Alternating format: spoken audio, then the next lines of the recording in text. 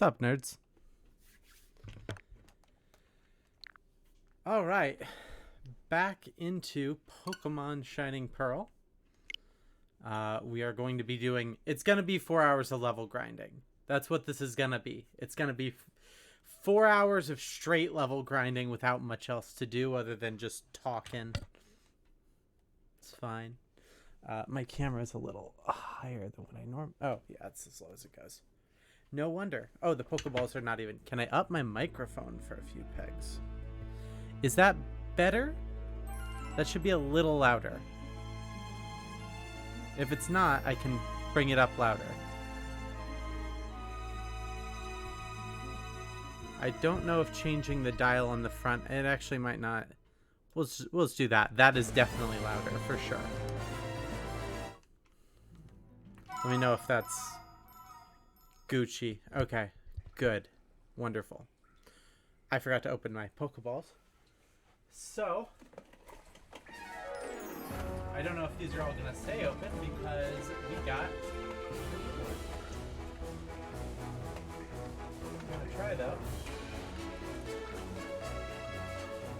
Catherine got me the heal ball, which is nice, which is beautiful, from the set.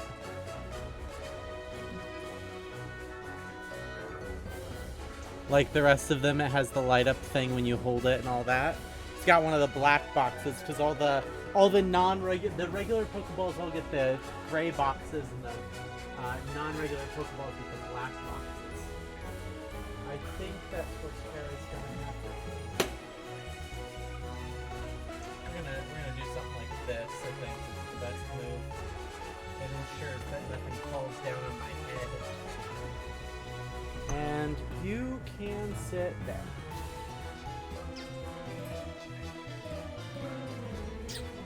Voila! Hat will provide cushion, I guess. We'll see. So here's my party as of right now. I don't think I have a new overlay yet. Maybe I do. Hold on a sec. How exciting! Setting up everything after the stream has started, right? Yep, I sure do. Let me fix the overlay real quick. Tyler has done me the service. I should just be able to do like...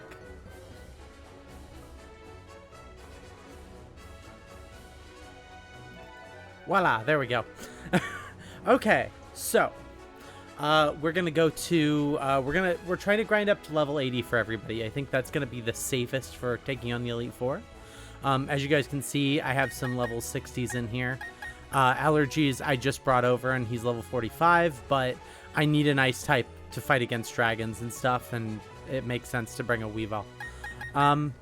Yeah, but we know what we're gonna fight. We have a basic idea of what we're gonna fight in the Elite Four and all that, and we're gonna be grinding this afternoon mostly. So first things first, we're gonna go and find a new area with some Pokemon in it. If you guys remember, we are underground, as the underground has the highest level Pokemon for me to fight. If we run into any of those Digletts or anything, there's those guys right there. Those shiny Digletts give you points, and I guess if you get 40 points, you have a higher shiny chance, I guess. Oh, hello, small girl. Oh, we've already talked to you. Yeah, I know. Goodbye. Yeah, and so we're just gonna kind of be beating up wild Pokemon for the next little while. Probably starting with mostly using Nat 1. The thing about the the equation, like the experience equation, is the more Pokemon you have in your party, the more your experience is divided amongst, right? So dividing amongst 6 Pokemon is gonna be less experience per Pokemon than dividing. I'm explaining division to people on this call, and that doesn't really make a lot of sense. But when we get a Pokemon up to level 80, we'll go back topside. We'll deposit that Pokemon, and that should help us get everyone up to 80 a little faster, hopefully. So yeah, if you're watching this on YouTube or you're a new person, which we do seem to have a couple of new lurkers, so hey guys, then this is a Pokemon Nuzlocke run. We are doing Pokemon Shining Pearl, which is the remake of the Gen 4 game that came out in like 2008, 2007, 2008, sometime around there. Yeah, and we are doing a Nuzlocke run, so that means I can only catch one Pokemon in every area. When a Pokemon is knocked out, it is considered dead and it can't be healed or reused. Yeah, at this point, the only Pokemon I'm allowed to catch, because I've been to every area basically except like Victory Road, is if I see a shiny that might show up, and even if I see it, I won't be able to catch it. So I'm basically got a set party now, which is Nat 1 my Torterra, Hat my Gyarados, Simba my Luxray, Respark my Rapidash, Burbo my Staraptor, and Allergies my Sneasel, who will hopefully eventually be a Weavile. Hopefully. So, yeah. That's where we are. And we're just gonna chill and beat up Pokemon for the next little while.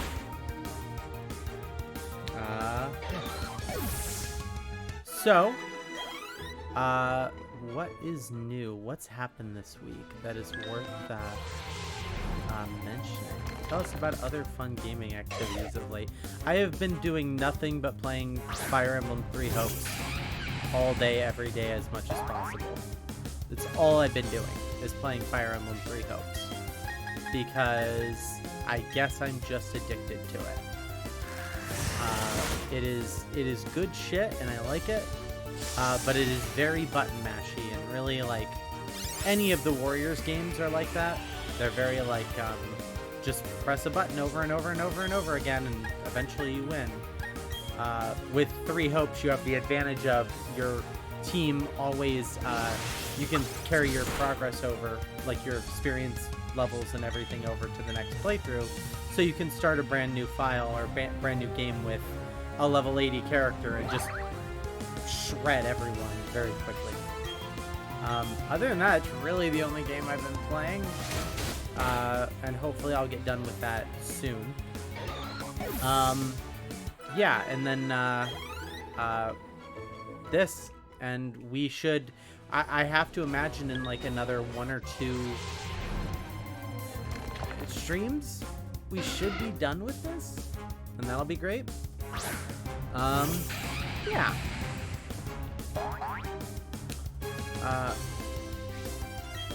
I've already pre-ordered a bunch of the stuff that's been recently announced that for Switch. That's exciting. I've pre-ordered Nier Automata. I've pre-ordered Bayonetta 1 and 3. But I don't think I can show Bayonetta 1 on stream because of graphic nature of the game. And as soon as they let me pre-order Persona 5, I will pre-order Persona 5. They just haven't let me do that yet.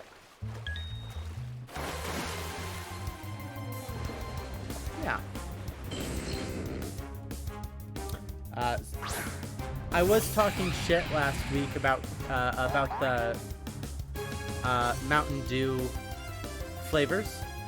And I got myself a Mountain Dew Voltage, because I haven't had a Voltage for a while, just to put my money where my mouth is. So I'm going to be drinking this today.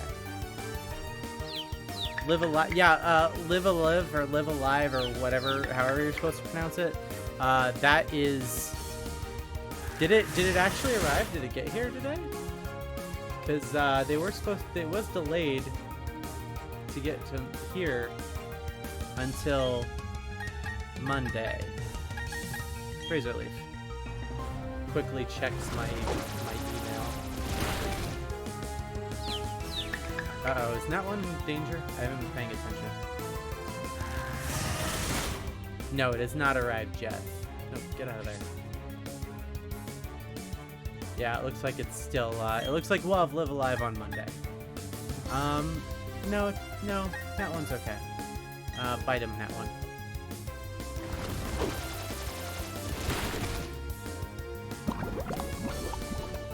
I don't like how much damage my poor Nat 1 is taking here. Just in time for the week of Xenoblade 3. Yeah, Xenoblade is,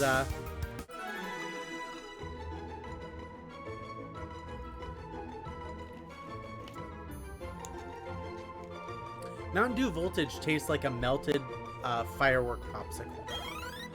That's what it tastes like. And not just like the whole melted popsicle, just the white and blue part of the popsicle and not the red part. That's what Voltage tastes like. It's edible, but I don't know about. Whoa! There was a shiny Doug Trio there, and it gave me 3 points. Please heal my Pokemon. Do you guys not have firework pops? It's like the red, white, and blue like popsicle. Is it called something? It might be called something else here. I don't know. Yeah, like the rocket looking. Hold on, I can.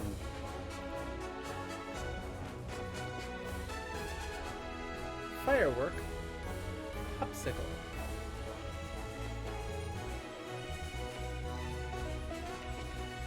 I don't like popsicles, so I just didn't know it was called.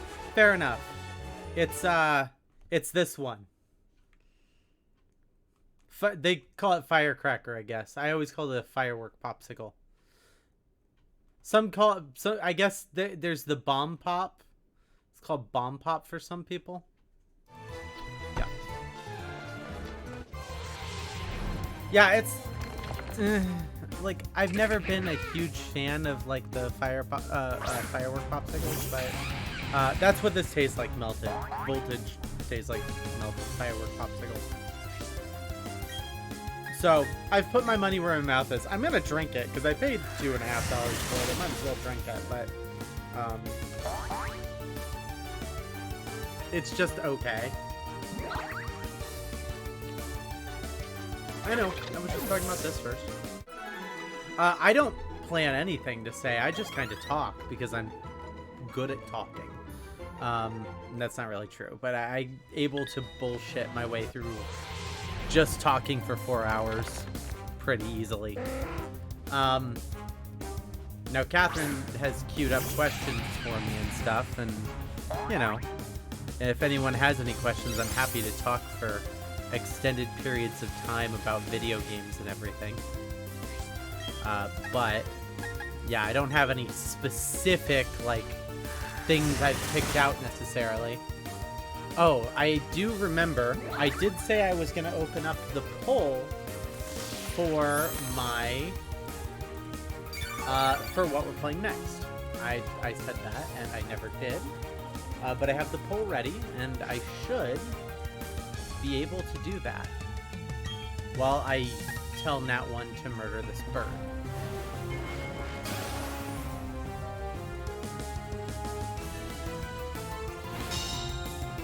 Okay, it is a annoying bird.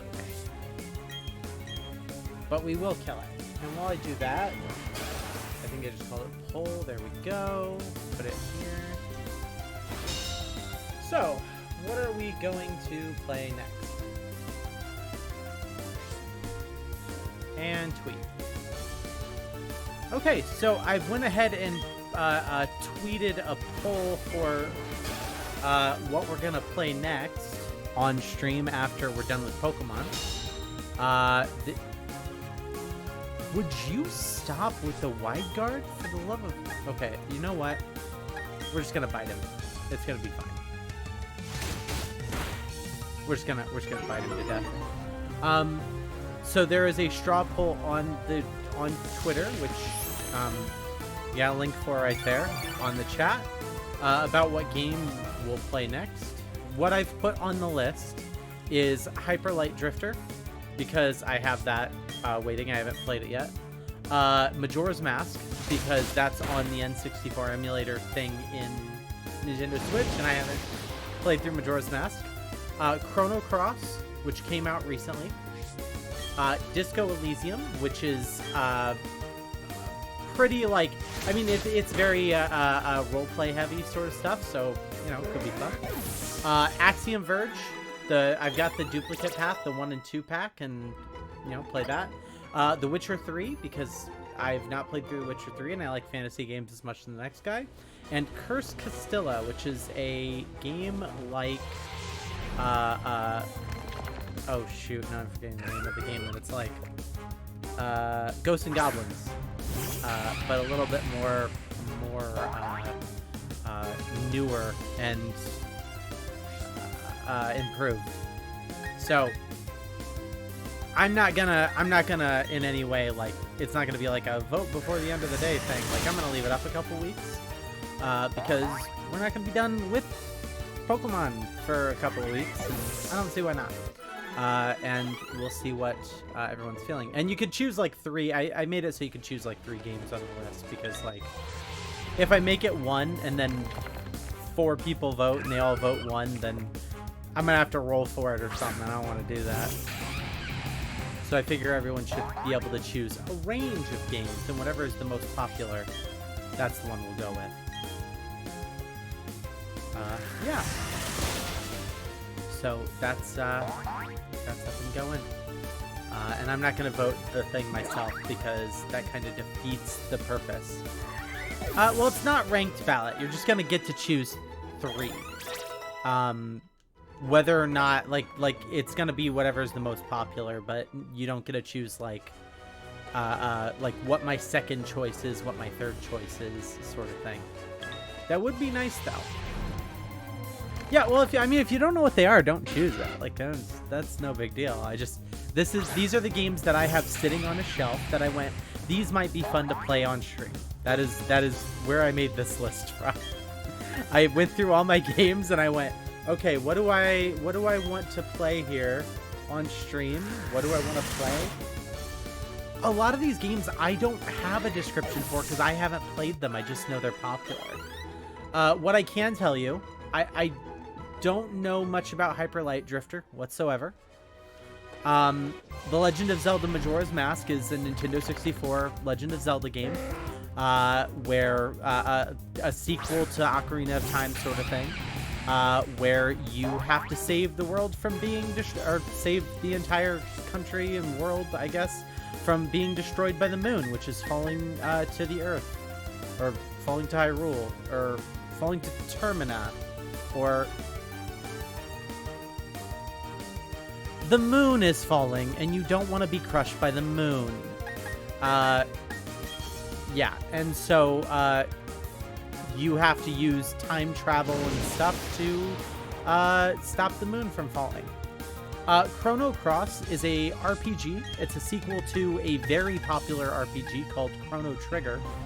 I don't know much about the actual gameplay or anything, other than it's a sequel to Chrono Trigger. But Chrono Trigger was a very good RPG. It's very well known. It's one of like the top 10 video games of all time, sort of thing. So this is the sequel to that, made on PlayStation 1 and recently released on Nintendo Switch. Disco Elysium is a top-down role-playing game. I don't know if there's a combat mechanic or anything like that. It may just be like a talkie adventure combat or contact game.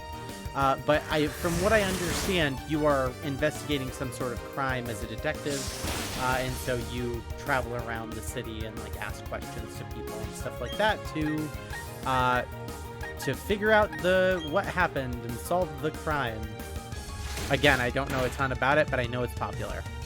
Axiom Verge is I think like another heavy Twitch game. I don't know if it's like, I don't know what the mechanics are of it, but I know it has to do with robots and AI, which is something. And other than that, I really don't know a lot about it.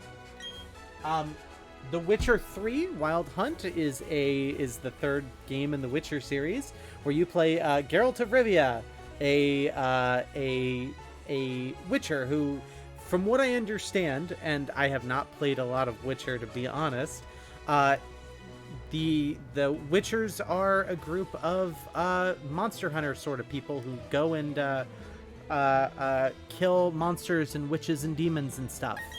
And The Witcher 3 is the sequel to the original 2, which I have, but don't run very well in my computer for weird compatibility reasons.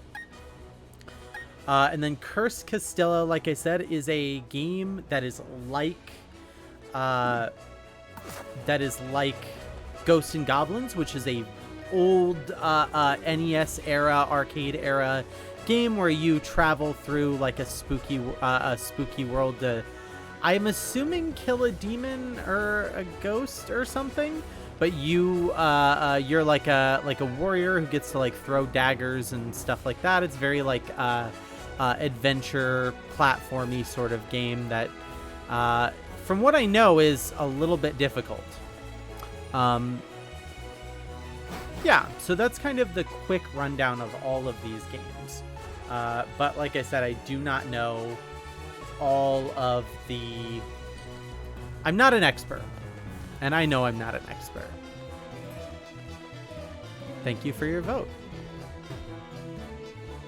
I will leave it up for a while. I imagine Tyler will vote once he's clearly not here right now, but I imagine he will vote later.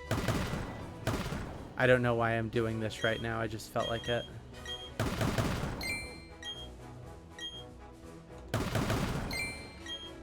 Tyler's not here. Is Tyler here? I don't think Tyler's here. Yeah, Tyler's a busy guy. He's elsewhere.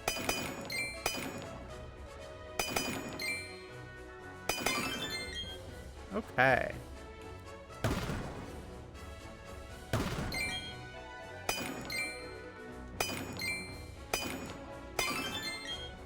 There's that.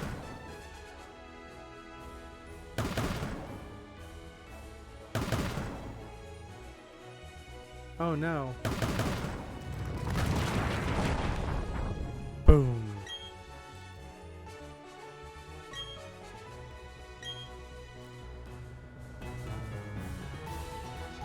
Yeah, I'm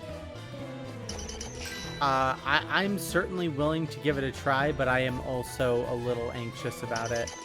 Because any game that puts a timer on the top of the screen and ticks down to your eventual demise is very concerning to me. But I'm willing to give it a shot if that's what everybody wants to see.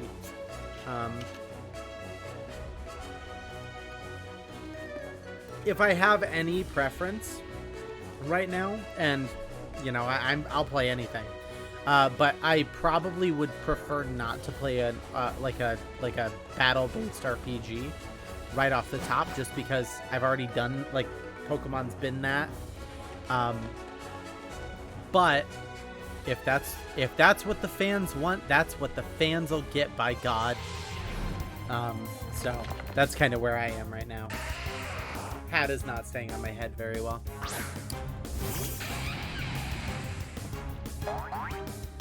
I'm sure I've mentioned it before, but I've learned through this playthrough that playing RPGs in a very like limited way, like a... What was the black and white game you played?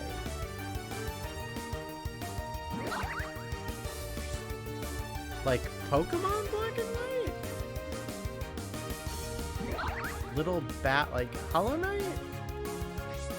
Maybe you're thinking of Hollow Knight? Yeah, I got stuck about 2/3 the way through Hollow Knight, and I have not touched it since for a while. Oh, I could play Ori as well. I guess that's not on the list.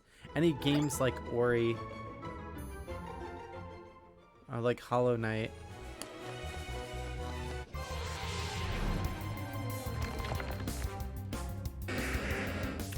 I could put Ori on the list. Which Ori game did I not play? Yeah, it wouldn't be a pleasant day for me to be playing Hollow Knight. Oof.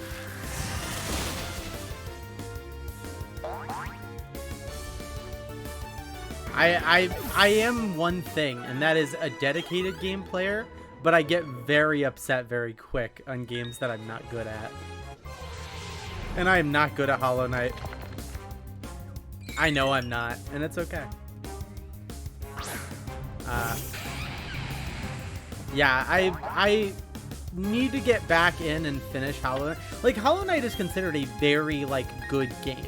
Like, it is high up there. But yeah, I have the same problem. Like, any sort of Metroidvania game I play, I get super lost very easily. And once I do, I just, like, I get really annoyed really fast. There are rumors, I don't know if this is going to happen, but there are rumors out there that Nintendo will announce the Metroid Prime trilogy for Switch. And that's another game that's less, like, it's not Metroidvania in the same way, but it's got the same type of map structure. I might be willing to play that on stream too if we get to that point. We'll see. Yeah, the objectives aren't very clear in Hollow Knight, which is unfortunate.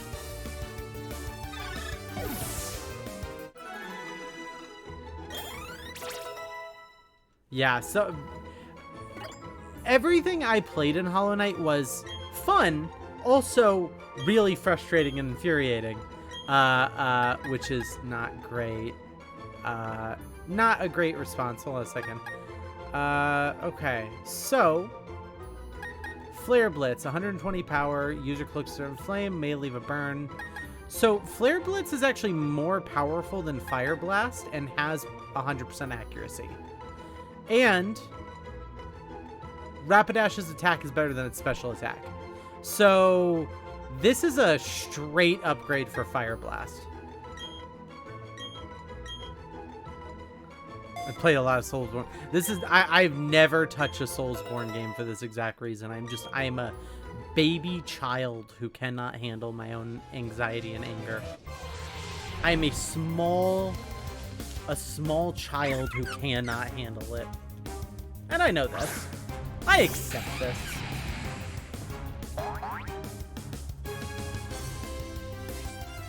Alright.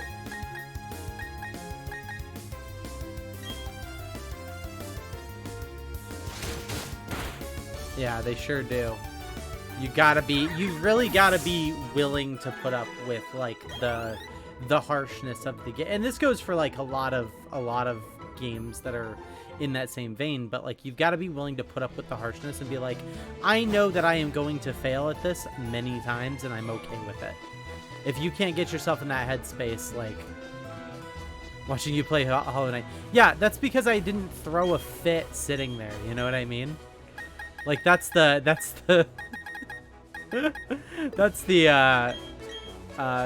trick, is I wasn't gonna, like, start screaming and throwing a fit in your house. Yeah, Undertale, I have the same problem with Undertale. I got to the point, I was playing the genocide route, and I got to the point where I was up against spaces out on Fish Lady's name. The second to last fight in the genocide route. Undyne, thank you. Yeah, the Undyne fight. And then I realized that, hey man, this is hard. And I tried about 40 times. And then I went, I'm no longer having fun, and I'm getting genuinely angry. And once I hit the genuinely angry, no longer having fun option, it kind of just went whip. And I beat the other two routes. I beat the other two routes in Undertale, but I couldn't do it. But that's kind of what the game wants you to do. It's kind of the meta story underneath it. The characters are like, you could just turn the game off. You don't have to kill everyone. I mean, that's technically true. I can just turn the game off. The hidden fourth ending is just choosing not to play. The only winning move.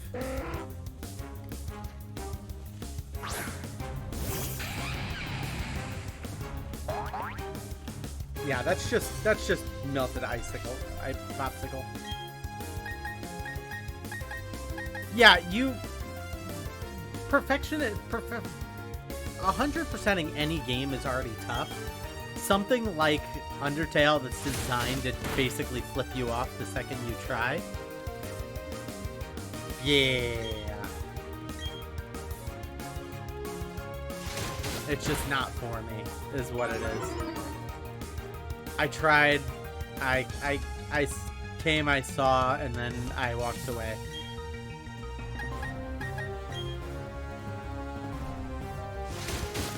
Yeah.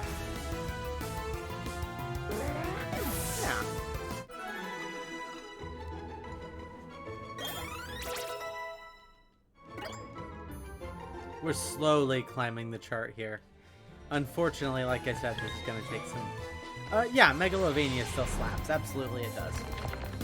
It's supposed to. You have to listen to it 7,000 times in order to beat Sans. So, of course, it has to slap. If it had been really bad music in that fight, nobody would have beaten Sans.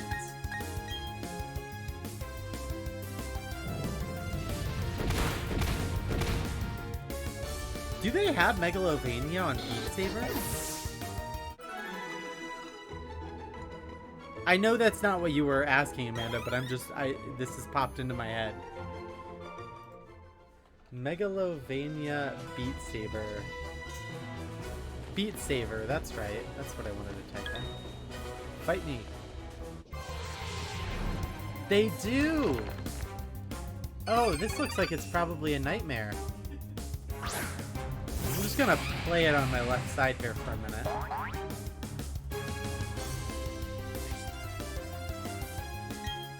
Oh, it's already bad. It's already bad. You can download anything. My friend is busted. Nice. Do you know what scares me about Beat Saber is people's arms surviving all this. Like, I can play very easy songs on Beat Saber, and then once you get to medium, I'm like, nope, can't handle that. Man, I gotta wonder what the calorie burn for something like Beat Saber is. That's the thing that's always, like, I've always been interested about, is, like, what average calorie burn for something like Ring Fit or something like Beat Saber.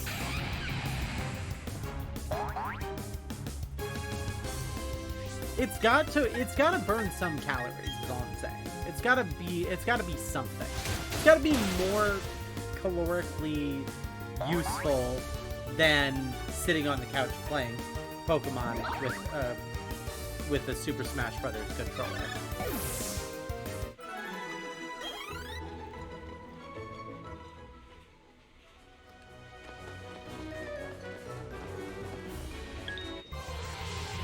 That's cool, Tyler. Welcome to the thing. We have when you have time, there is a tweet with the game that I'll play next, the poll up. And you could choose three games out of several that I've listed. I can't stream Beat Saber. I don't have any way to do that. Not from like a space perspective, but from a... I don't have any way to route Beat Saber video into OBS in a meaningful way.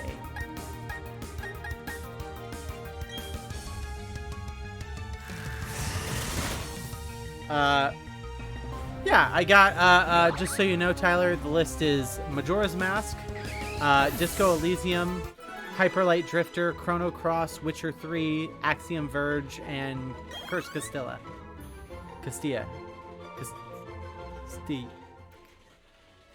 Cursed Castle.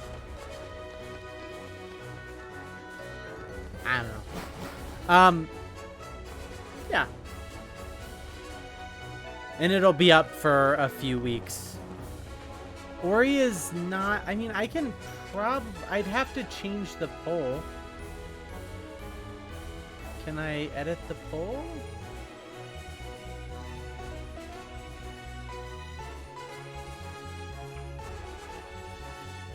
I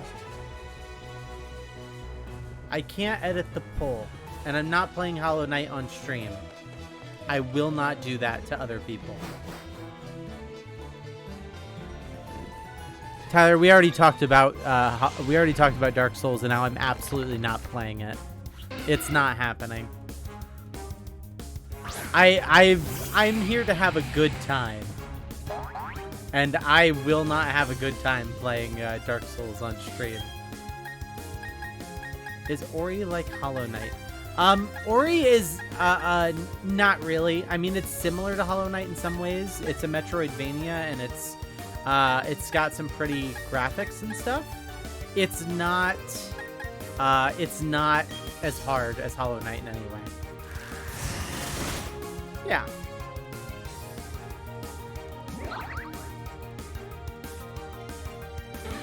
Okay, tell you what. I can edit I can make a new straw poll.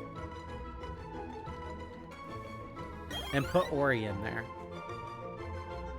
Like, I'm capable of doing this, and I can do it while fighting Pokemon too.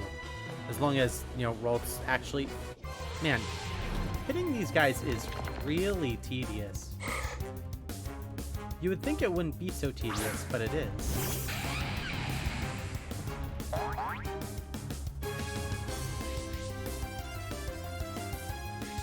I have caused problems on purpose.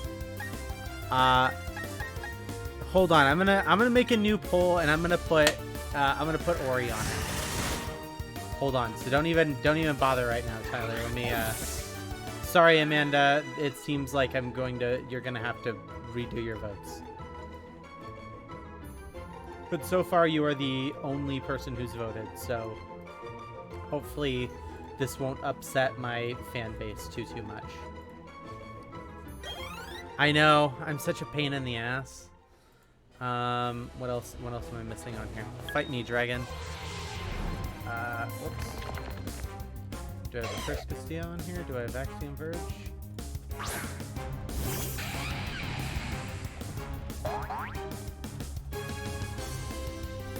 What's the second Ori game?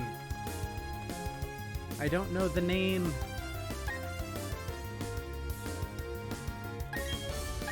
Kill this dragon. It's not Ori in the Blind Forest. It's the second Will-o-the-Wisps. Okay, we'll go with that.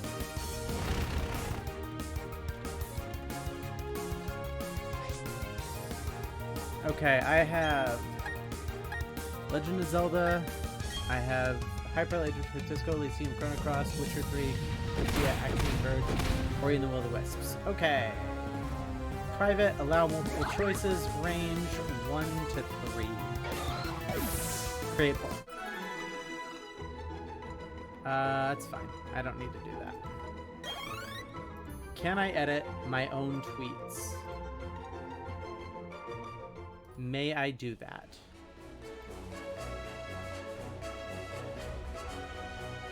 No. Delete the tweet. New tweet. Give me a second. I'm remaking the poll. It's nowhere yet. So what game are we playing next? Okay. And I believe... Just check really quick. Okay, the poll is remade with Ori on the poll. So there we go.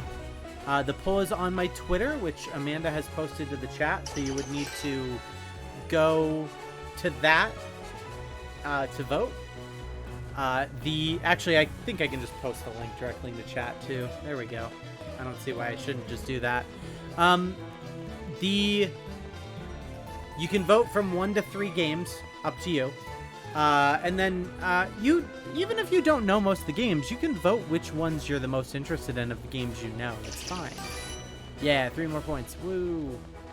I'm going to this desert area because it's Nat 1 is a grass type and will beat a bunch of ground types up very quickly. Nope, I don't want to screw with the exploding ones. Goodbye.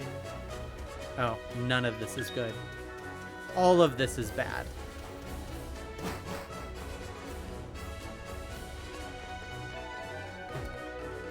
Everything here is awful. Okay, we're going back to the healing guy. The whole reason we were over there is to hang out next to the healing guy anyway.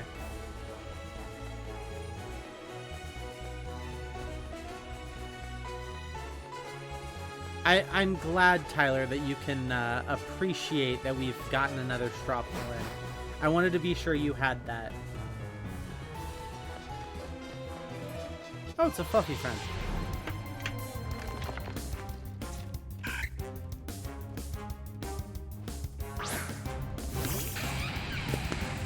Nice. Thanks for coding that in, Amanda. Appreciate it. Good shit. Yeah. So we'll leave the poll up for a couple of weeks or whatever, and see where and how it goes. Easy peasy.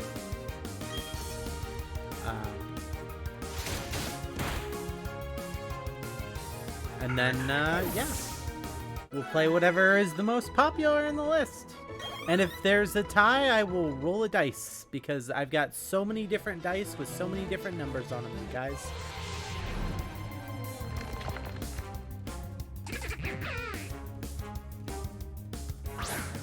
I got a D6, I got a D8, I got a D4.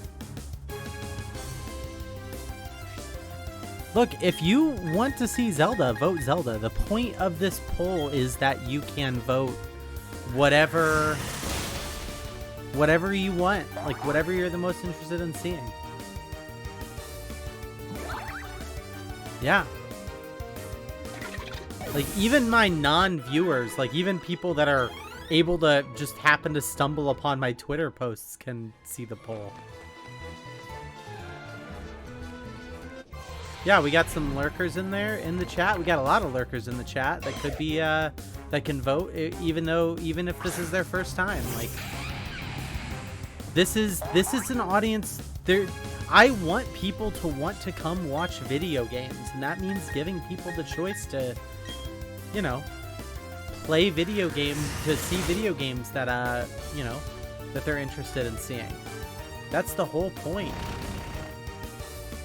I don't think Dig is going to hurt me badly. It's fine. Shake the entire earth. Oh, does that work? Yeah! Get wrecked! I was like, what if I do earthquake? Will that hurt them badly? Yeah. Hey, man. It's, you know, burial is not a good way to go from what I understand. It's rough. But on the flip side, they shouldn't have messed with me. Ding. I don't know how I got to this area of the map, but I see a place I've never been in before. So we're gonna go there. What's in here? Oh, it's another swamp. It's another swampy cave. Another underground swamp.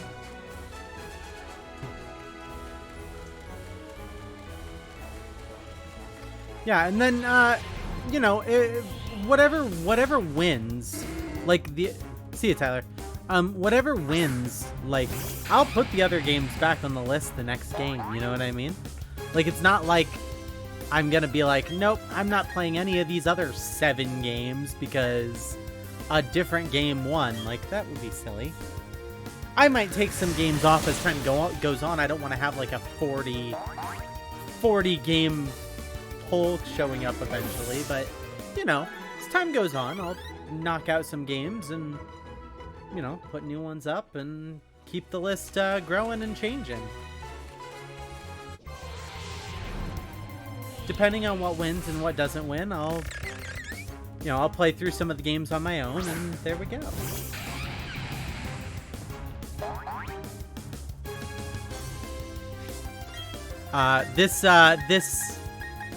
I'd already said just a bit ago that, like, I ideally, like, I'm probably less inclined to play a stat-based RPG like Pokemon, like a turn-based thing. But considering the number of role-playing games that are coming out in the near future that I'm gonna have to play through,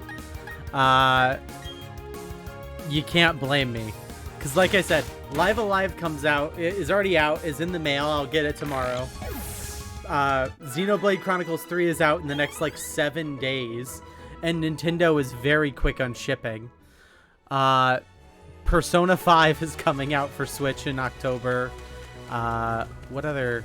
There's a couple others. Pokemon, the new Pokemon games are coming out. Like, I'm going to have a birth of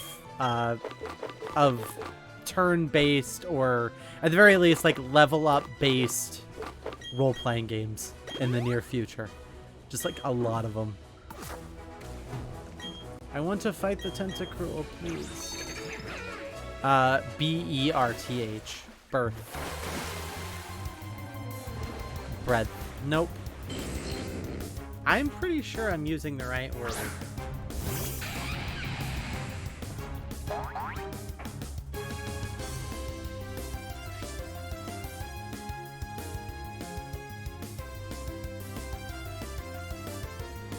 I'm not using the right word, but it is a word.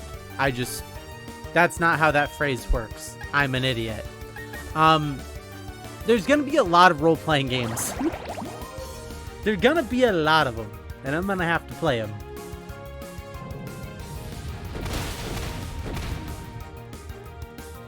It's all ship-based RPGs. Perhaps. I would play a ship-based RPG. I would absolutely play a ship-based RPG.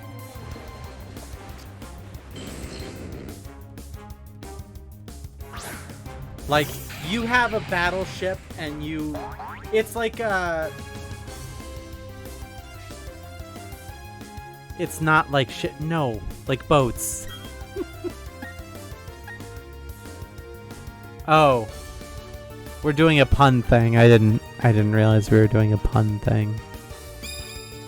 I see what's going on. Ship-based RPGs. Okay. Alright. I do not want to cry in general. I think Spiritfarer did come out on Switch though, right? I'm not crazy there. It did. So I could cry.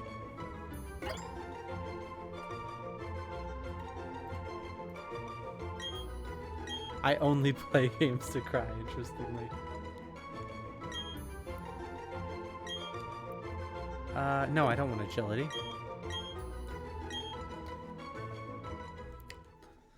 Catherine's actually been playing a ton of Soulsborne games. Just because she likes to cry in frustration at them so much.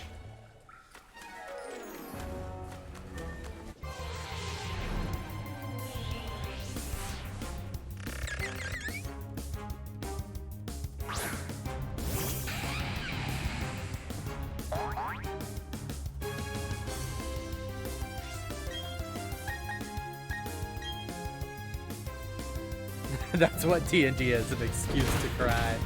Fair! This is Dungeons and Dragons. Get sad.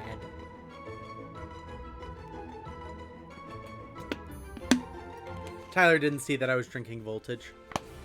He didn't see that I put my money where my mouth is. It's fine. I need to wait for him to come back. But I don't want to. I don't remember where that healing thing was. Where that healing dude was. I think it's on the far west here. And then I can cry into it while I talk about video games. Tears in my open soda. Alright. I think it's over there. I think if I go over this side, that's where the healer guy is. Whee. Not this guy. Oh boy. Yeah. I'm excited to be getting to the end of this game, guys. Like I am. Yeah, it's very it's been a long go, but I've done okay. All my Pokemon that I've lost has been, well, I guess it hasn't all been. Betamax was my own stupidity, and I acknowledge that. And then Spark was bad planning, mostly. Spark is the only one I take. Yeah, unfortunately a doomed bard. Spark is just, was unfortunately the sacrifice play.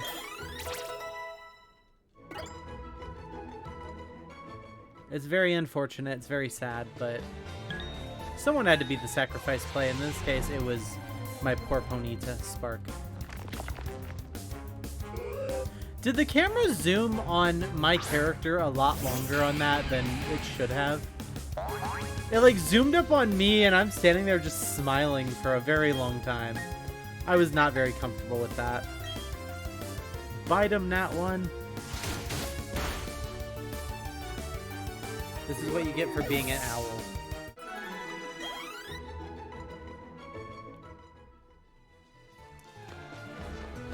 Please, I want to heal. Well, I want to kill this Wooper first.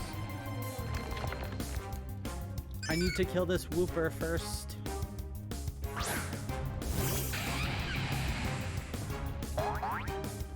Alright.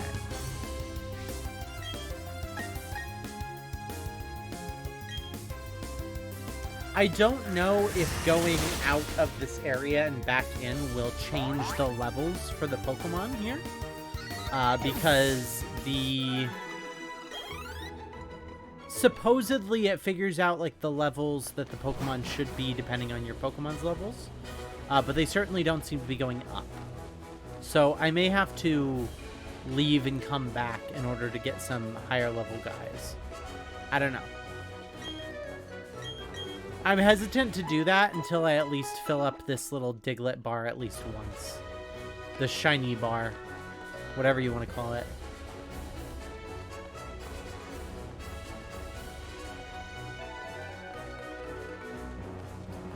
Whatever it is supposed to be and do. Gotcha. Alright.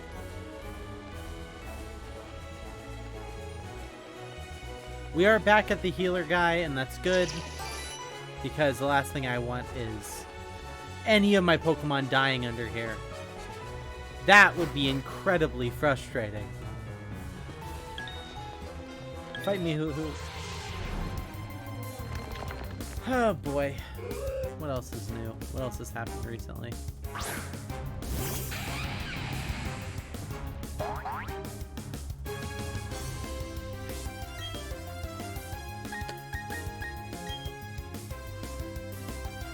I mean, I didn't actually look at a lot of the stuff from the Comic-Con. It was just, all I know about is the Marvel movies. And I'm a DC guy.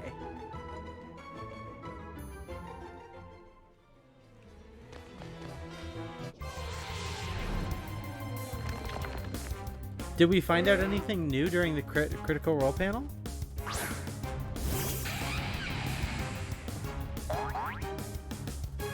I could load up a watch party for the Critical Role panel, I guess. Just grind Pokemon. I mean, I could do grinding Pokemon during a watch party event. That would be a very easy and opportune time to do that, I suppose.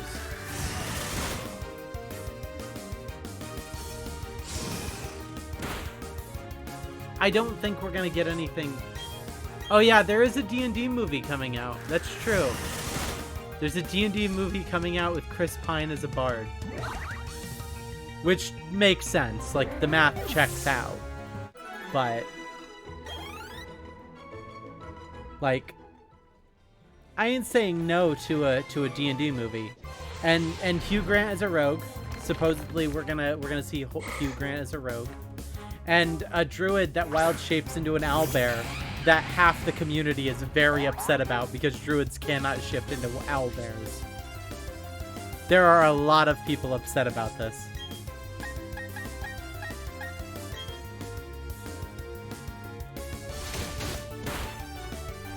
For those of you not in the know, druids can turn into other animals. It's sort of a thing they can do. Owlbears are a combination of owl and bear. They are considered Monstrosities are aberrations, I can't remember which one, but not an animal. And therefore, based on normal Dungeons and Dragons rules, you cannot transform into an owlbear as a druid. Monstrosity. Agreed. Accepted. Yeah, they're gonna have a little 6-person party. The tiefling has normal eyes and normal skin color and just has little horns at the top of her head. People aren't happy with that either. But I'm willing to let these things slide. As long as the movie is halfway decent, I'm willing to let these things slide. That's my deal. Like, the last thing I want is an actor to have to dress up in like red body paint just to be a tiefling. Like, I don't see any need for that. It probably isn't that comfortable to have all red paint slathered over you all the time.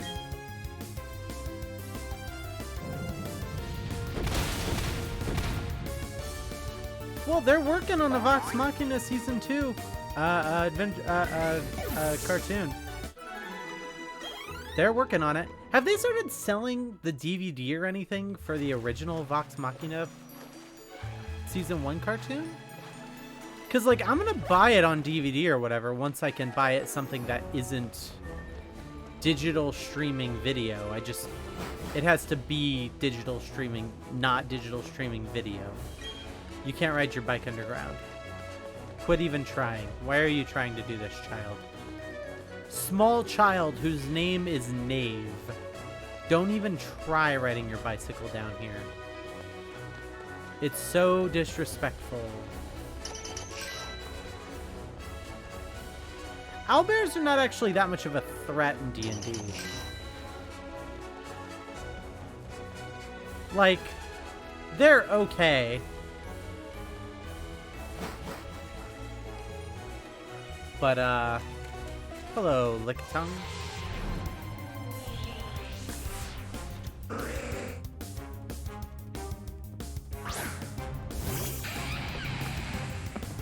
They're okay.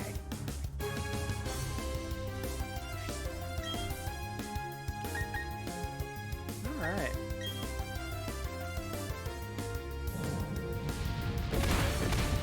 I'm just gonna check real quick. Pokemon Shining Pearl Underground max level. Just make sure that it doesn't go up to like level 60 or something. That would be a little frustrating.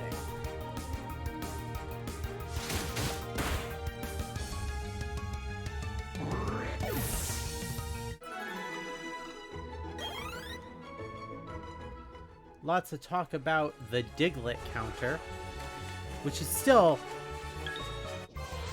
not my biggest concern.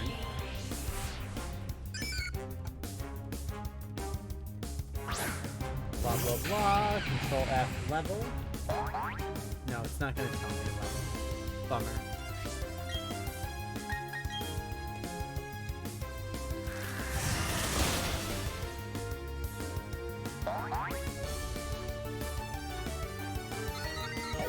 Okay, it's based on what your last gym you fought. So all the Pokemon here will always be level 50 to 55. Until I beat the Elite Four, which that would be the end of the game. So it looks like the highest level I'll be able to grind is against level 55 Pokemon. So we're probably only going to be able to get up to like level 70 for everybody. Or like any amount I push back past level 70 is going to be like real pushing. Like I'm gonna be doing some very like grindy. I don't know if Victory Road's better. Let's find out. Shining Pearl Victory Road. Hello, Sarah B, my old friend. Oh, this isn't Sarah B. What is this? Okay. Wow, lots of levels there. No, it looks like it's considerably worse. Go back.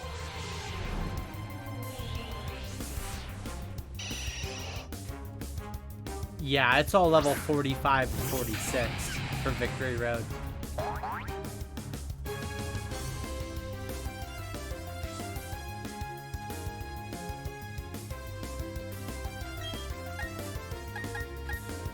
Yeah, so maybe we'll get up to level 70 and we'll call it there. And we'll go into battle there, maybe.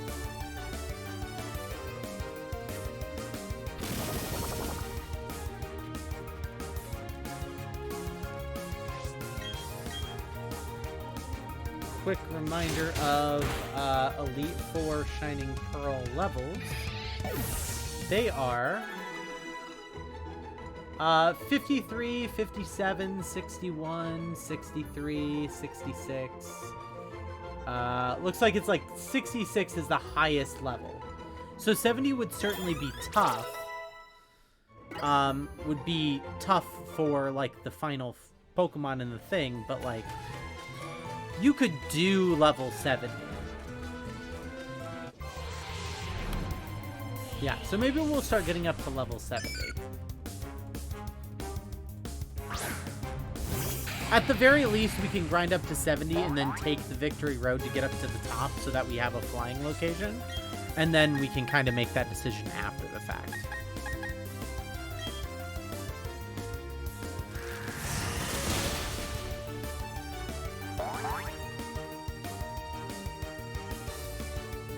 So...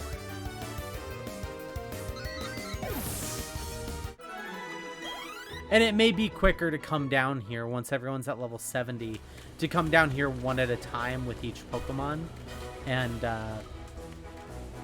grind up to like level 75, 80, one at a time, rather than having all 6 Pokemon in a party. It wouldn't be functionally any different, but it would feel different because only one Pokemon would be getting all the experience points. We'll see.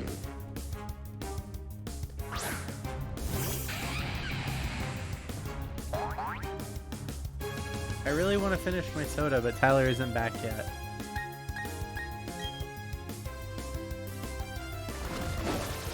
I mean, he'll be back. I guess he's just getting lunch, so he should be back soon. I just want to be done with my soda.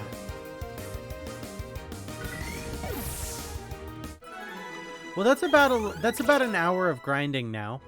That one's 2 levels higher, almost 3 levels higher. So you can imagine there's still going to be some grindy. I don't think I have a ton of rare candies. Just double quecking really quest. Double quecking really quest. What's my rare candies looking like? I have 7 rare candies.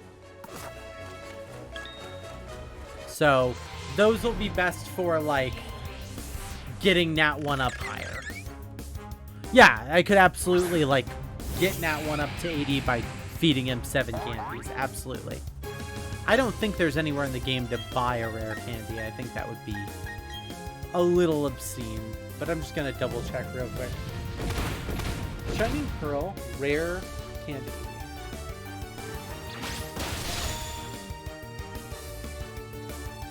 What?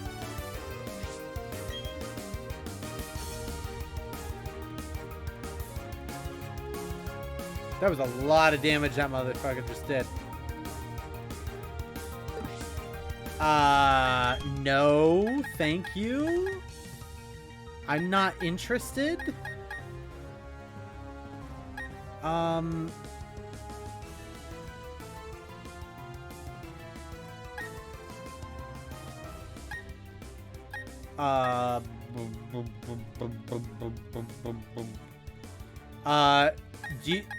The wild Skorupi I'm fighting dealt this much damage to Nat 1 in 1 hit.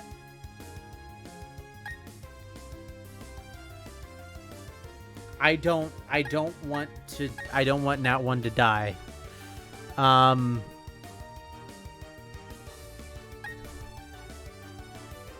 I guess Burbo makes the most sense. Okay, we're gonna put Burbo out front.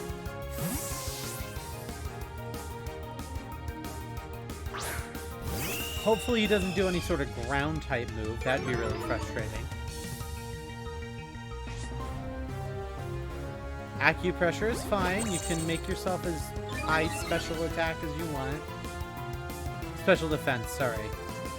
I'm going to use my bird to eat you because you're a bug. Because you are a small scorpion and my bird is a bird. Okay. Everything is okay. I just need to go heal my poor turtle.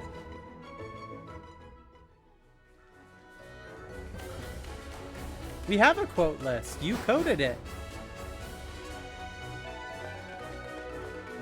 It's already coded into Nightbot.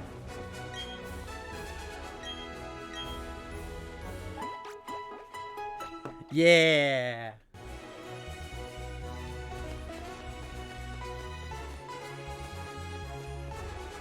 I'm glad I was able to cross this. Now we just need a quote all command so that Nightbot spams the chat with like a list. Once you get like 500 quotes in there, it just goes like bleh, and just spawns a list of 500 quotes. It would be horrid if that happened. Oh, neat. This okay. That is cool. Okay.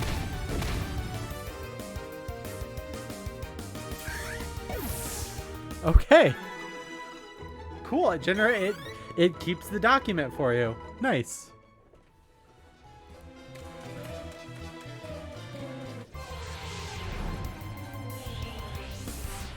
Oh boy. Yeah, I think level 70 is where we're gonna start putting Pokemon away for a bit.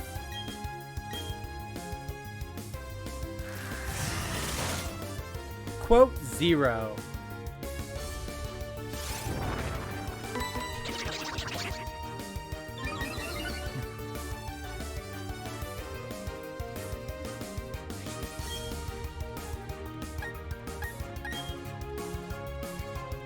Enjoy your hurricane thing, your earthquake thing.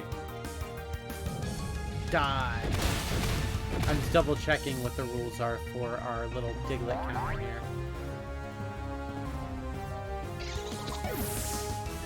What happens if you find 40 Diglett in the underground? Hello, screenrant.com, I guess. I don't want any from you, thank you. Your last friend hurt me real bad. On the left side, you have a counter. If players are able to collect 40 and fill the meter, a few different things will happen in Pokemon Diamond and Pearl. For starters, the game will notify the player that they have a special bonus that has been activated at the top right of the screen. Now that it's available, there will be an increased chance to find a gorgeous stone box with mining, and a shiny rate will increase as well.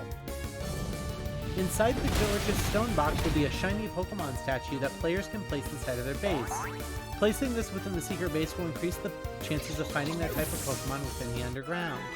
For example, players who put up a Clefairy statue within their secret base will increase the spawn rate of Fairy-type Pokemon, since Clefairy is a Fairy-type Pokemon. Players are also given a bonus chance for finding shiny Pokemon when the bonus is active. Shiny Pokemon are alternate colored versions of Pokemon that are incredibly rare. Whoops. There's only a 1 in 4,096 chance of encountering one. With this bonus active, the chances of finding a shiny Pokemon are increased. It's important to mention that players who are in dens when the bonus is active will need to leave the room for the chance for the shiny appearing. This will make it so the game reshuffles the Pokemon that you see.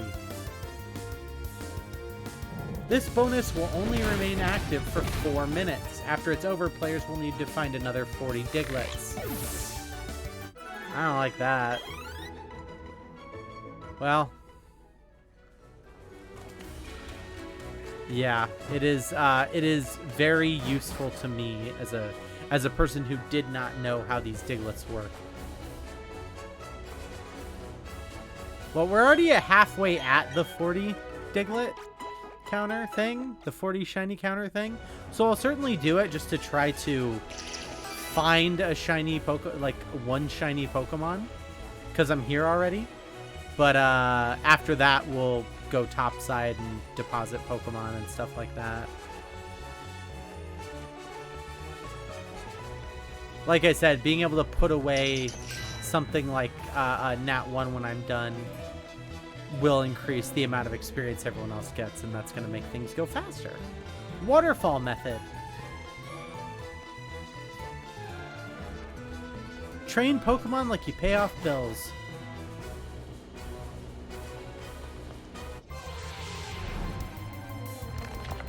Tyler's going to miss out on his voltage soda. Pokemon games don't typically have XP share anymore because it's automatically assumed as the thing that you just have. So I never got the chance of I never got the item XP share. The game just started with all of my Pokemon get experience for every single battle. There might be a setting for it, maybe. But yeah. Yeah, you can see, they never gave me an XP share, but I don't know. Maybe there's what happens if you go in options? Yeah, I don't think you have a choice anymore. I think it's just all your Pokemon are going to get experience points when you battle. Which is...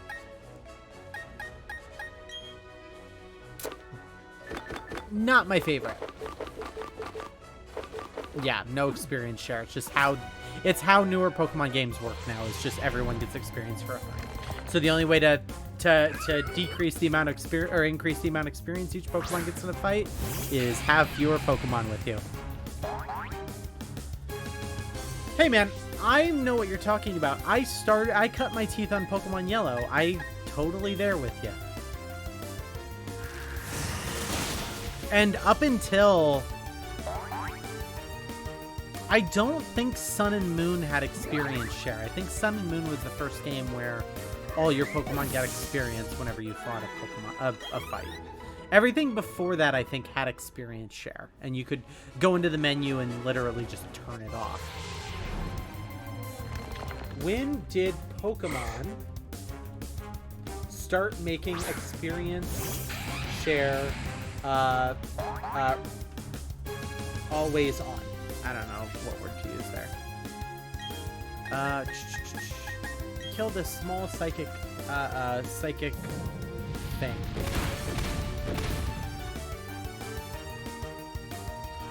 Okay, Generation 3 to 5, if any non-fainted Pokemon holds the experience share. So in Gen 5 they had it.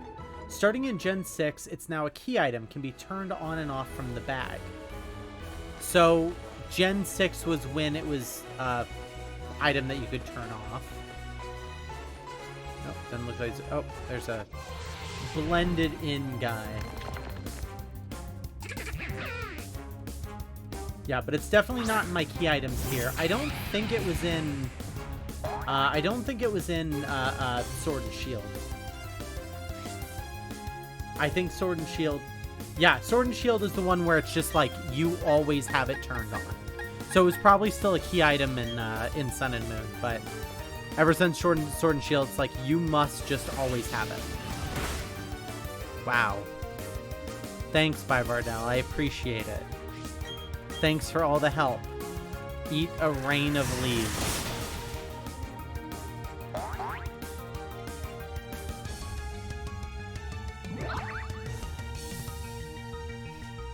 And to be fair, ever since they made it a key item that you could turn on, I usually just left it on. Because it's just when experience share is on, it's not you lose out on experience points. Your Pokemon just grow slower because everyone's taking their experience points. So I've always just been kind of yeah, whatever.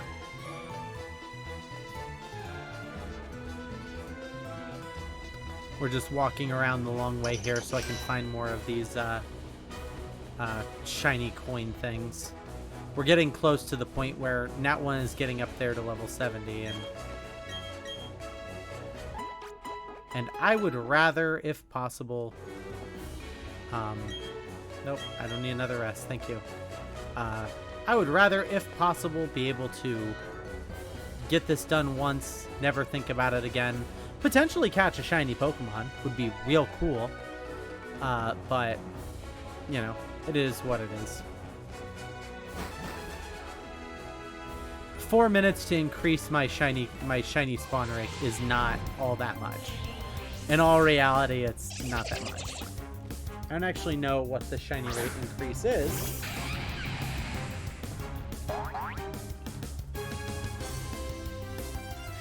Okay, the Diglett shiny rate brings the shiny rate from 1 in 4096 to 1 in 2048.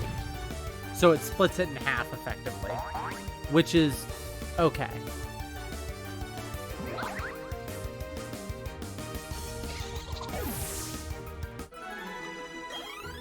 Allergies is almost up to level 50, so that's good.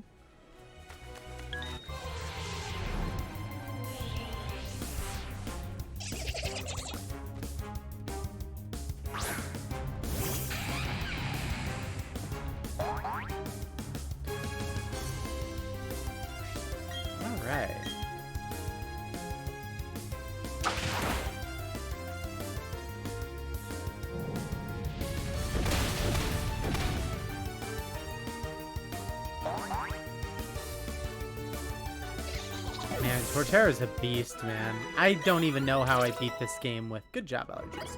I don't know how I beat this game with Empoleon, because Torterra is a freaking beast.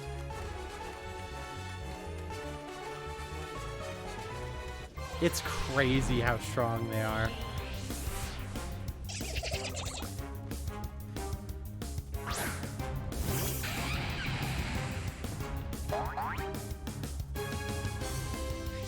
What if it was a turtle with a continent on its shell?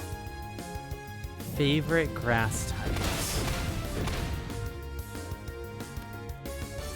When Gen 1 was out, my favorite grass type was Bellsprout.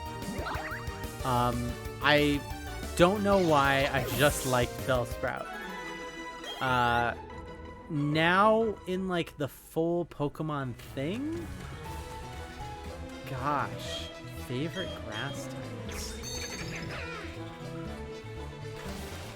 Cerebi, list of grass-type Pokemon. Type listing, grass. I still have a place in my heart for Sunflora. I like Sunflora, even though it's super weak. Earthquake. I like Breloom a lot. Breloom is grass poison. No, grass fighting. Sorry, I lied.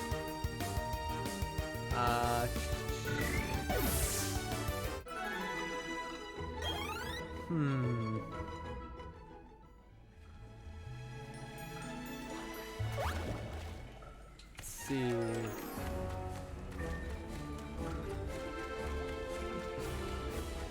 I like Trevenant. Psychic Ghost, or Grass Ghost is fun. I like Lurantis. I had a Lurantis in my Sun and Moon playthrough, and was really fun to have like a pure grass bug-looking guy. It had false swipe and stuff, which was really useful. I also like Serena, because fighting moves on a grass type is fun as well. That's probably my short list of grass types I like. I'm not a big grass type person.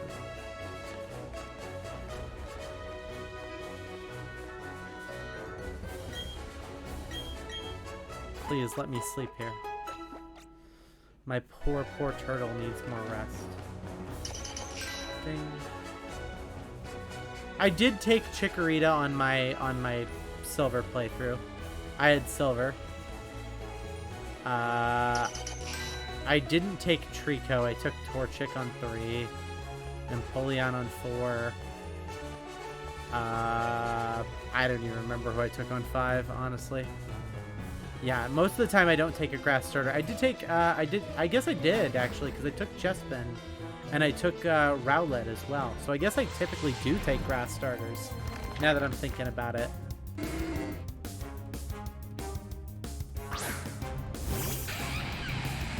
Hey man, the advantage of a fire type starter is that all the fire type starters are super fucking strong. That's all there is to it. They're really powerful. And as long as you don't run into a water or ground gym early game, like, they're tanks. Well, not tanks, but they're like more like glass cannons, but they're powerful early game.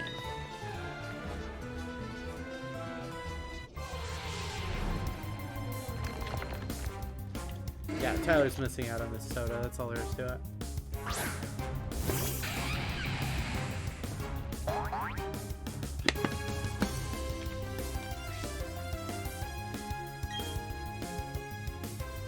That is true.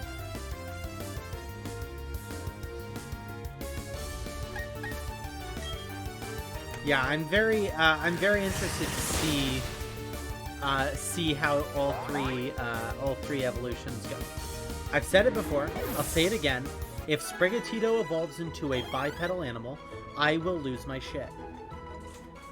2 legs bad, 4 legs good. It's that simple. It's not a complex idea. We don't need every cat and every 4-legged creature rising up on 2 feet and then, like, taking on super strong, like humanistic characteristics. Let me have a cat that gets bigger and bigger and then becomes a very big grass cat. Very easy concept. Not difficult at all. When does Pokemon Scarlet and Violet come out again? November 18th. So we are less than 4 months. Less than 4 months out.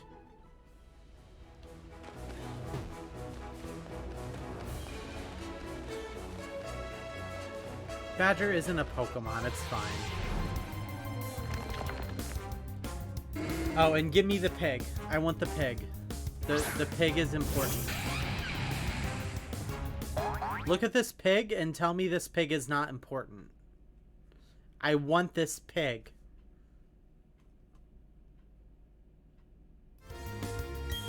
It's a requirement. I don't know that I'm gonna keep them in my party forever because they look like the generic normal type that you find partway through the, at the start of the game. But I want the pig though. So consider that. Really think about that. Focus on the pig. Nice. All right. Generic normal types are my aesthetic. This is my party. It has a Lanoon and a Zigzagoon and a Rattata and a pig. Yeah, you can borrow Arceus. Sure. It's good shit. Arceus is probably made it up to the top of my Pokemon list. I think it's probably not number 1, but it's definitely in top 5 of my favorite Pokemon games. Maybe even top 3.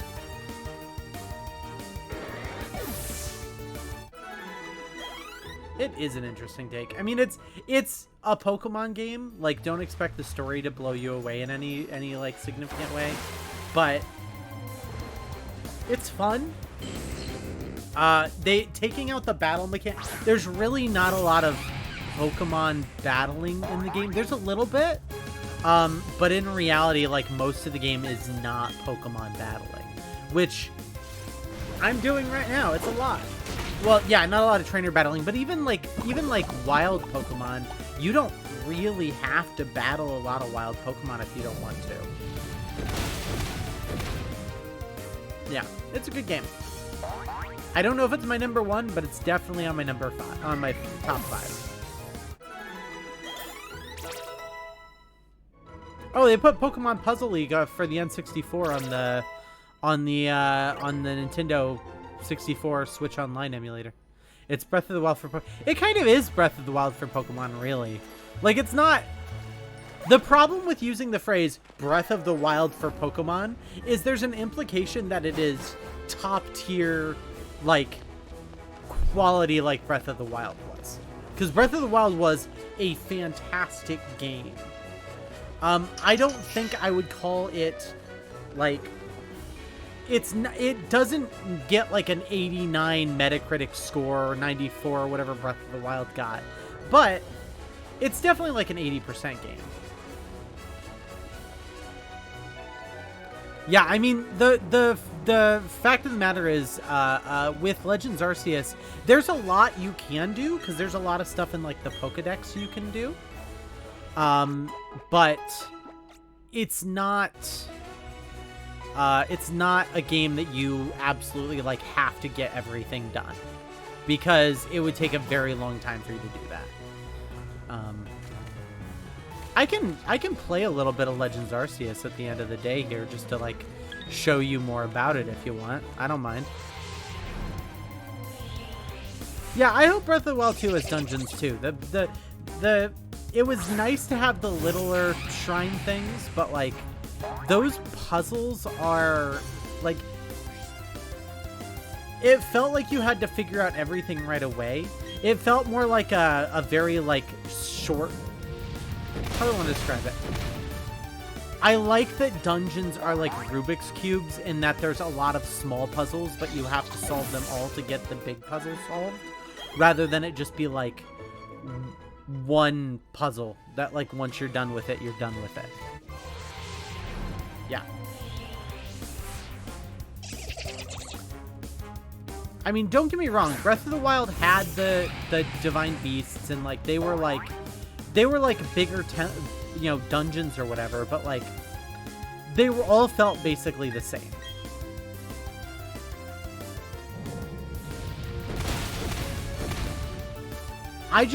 The thing that I'm excited for with Breath of the Wild 2, more than anything, is just, like, how are they going to continue to tie... Because Breath of the Wild, the thing about Breath of the Wild is, it tied up the different timelines of the game. Of the Zelda games. Zelda is, for those of you who don't know, The Legend of Zelda breaks into 3 separate timelines partway through at Link to the Past? Legend of Zelda timeline.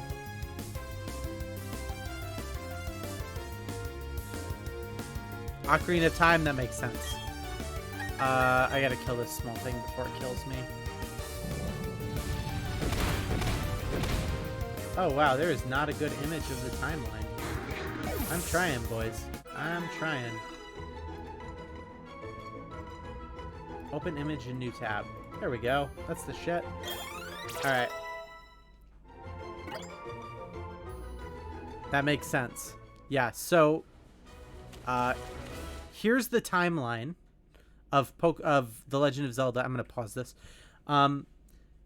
The timeline starts with Skyward Sword. It comes down to Minish Cap, 4 swords. And then at Ocarina of Time, you have 3 different splits. Yeah. You have the hero gets defeated. Link loses. And then, like, everything is bad in Hyrule for a while. You have Link... Link survives and protects the Sacred Realm. And things are okay for a bit, but, like, there's definitely some bad stuff. And then you have, yeah, we put Ganondorf away, but also Hyrule gets flooded over, and that's where Wind Waker comes from and everything. So, Breath of the Wild remerges the timelines. That's what happens, right? So I'm really excited to see what happens for Breath of the Wild 2, how they continue to tie these 3 separate timelines together, because there's stuff that doesn't make sense with these 3 timelines being tied together, but the implication is that it did, though. Look, I know it's missing stuff. That's what I'm hoping they explain, because I prefer if this bullshit doesn't keep happening. This is just a lot. And I really hope that they explain where all the water is and stuff like this. Can I tell you the real Nintendo canon for why you couldn't go to the Wind Waker temples in Ocarina of Time? Okay.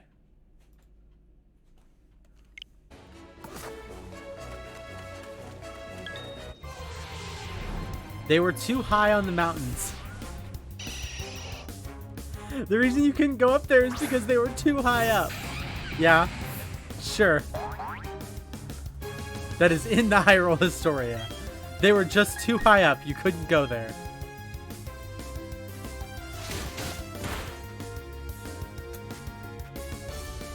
Fantastic.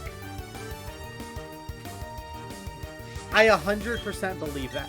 I mean, we all know it's because they didn't have the time to design all that, and they weren't even thinking there would be stuff up there. They didn't... The reason there's 3 timelines is because they needed to explain why a lot of the games were missing things that shouldn't be missing. Like, this was an afterthought. We all know it. And I may be the only one brave enough to say it, but we all know it in our heart of hearts. The timeline was an afterthought. I'm glad that they are trying to merge everything back together into one cohesive timeline, because I think that's good and a good idea and useful and intelligent. But no one is ever going to look me in the eyes and tell me that, like, oh yeah, they had always intended for there to be a 3-way split on whether or not Link wins in Ocarina of Time. No one ever thought, like, what happened to the time? Oh, you know what? You know what? Where Ocarina of Ages and or Oracle of Seasons and Ages comes in, it comes in after Link loses in Ocarina of Time. That's what happens there. It was a totally side game. It was a thing they built and were like, here's this interesting story we're gonna throw in here real quick with the Legend of Zelda stuff that we have. Guys, the original Legend of Zelda is part of the Ocarina of Time. Link loses. Link loses in Ocarina of Time, and that's where the original Legend of Zelda is. You can't look me in the eyes and tell me that that makes sense. So the first game you guys planned was after Link loses in a different game you guys have that is not even a twinkle in your eye. What? Simba's getting up there too. Yeah. So don't fucking at me. You know what I mean? Like, this was never intended to be like this. You guys could have just said some of these games are not canon and walked away. Or said there were 2 totally different canons. Here's 2 totally different timelines.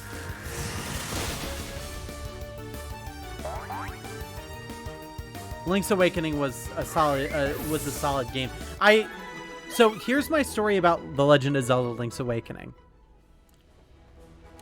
The original Legend of Zelda: Link's Awakening, because as you all know, as you probably all know, Nintendo re-released The Legend of Zelda: Link's Awakening as a remake on the Switch, but it was originally a Game Boy game with added Game Boy Color features if you had a Game Boy Color, because the Game Boy Color was fairly new when it came out. So, I got my Game Boy Color when I was 10 or 11, like around that time. I got original indigo purple Game Boy Color and The Legend of Zelda: Link's Awakening. That is what I received. I remember opening it on Christmas. I have very few like coherent memories where it's like I can remember back that far, but I remember opening my original Game Boy on Christmas. Now at the time, my dad, who bought me the Game Boy, didn't want me to take it back to my mom's with me. It was like, hey, this is an expensive toy. I want you to keep it at my house because then I can keep track of it and da-da-da-da. And like, okay, understandable, sure. So I didn't get to, like, Zelda was like one of those things that I'd play at my dad's house on every other weekend or so. Like, I'd get to play on Zelda. The Legend of Zelda: Link's Awakening is a game that crushed me to my core because I was slowly progressing through the game, and I got through the first 6 levels, okay? And then I got to the 7th dungeon, The 7th dungeon's name is Eagle Tower, or something like that. And in Eagle Tower, one of the things you have to do is you have to find these like boulder objects, and you have to slam them against a wall, against like columns. There are like columns in the tower that you have to throw these things at and bounce them off to break the columns and cause the tower to collapse effectively. And there are like holes that you can drop down, and the ball can fall down and stuff like that. So you have to be like cognizant of, you're playing a very like 3-dimensional game because you're playing on a 2D plane, but there's like 7 levels that you have to go up and down in order to like break all these columns and collapse the tower. There was little 11-year-old Patrick. There was probably like 50 hours of me just walking around Eagle's Tower trying to figure out what the hell I did wrong. Because, like, even then I knew that the problem was on my part. Even then I was like, Patrick, there is a way to solve this dungeon. You know that there's a way to solve this dungeon. You are not getting it. But I swear to God, GameFAQs was not around yet. There was nowhere for me to go and be like, I need somebody to help me with this dungeon. It was just me walking around the same 12, 40 screens, trying to figure out how to break down this tower. Couldn't figure it out. I got stuck about halfway through, 2/3, 3/4 the way through Ocarina of Time. By the time, like, a couple years pass, I still can't figure it out. I stopped playing Ocarina of Time because I can't figure it out. Pokemon Yellow comes out, I play Pokemon Yellow, I become more of the man I am today. That's it. So, eventually, when I'm, like 15 or whatever, my dad's like, yeah, you can take the Game Boy at this point. Like, you're responsible enough with your own toys and stuff, right? So I take my Game Boy back to my mom's house. Now at this point, I don't know, like, I haven't beaten Ocarina of Time, fuck.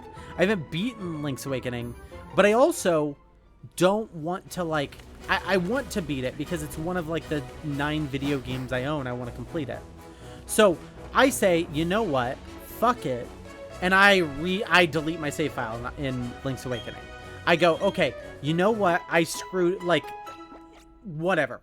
I'm not gonna get it.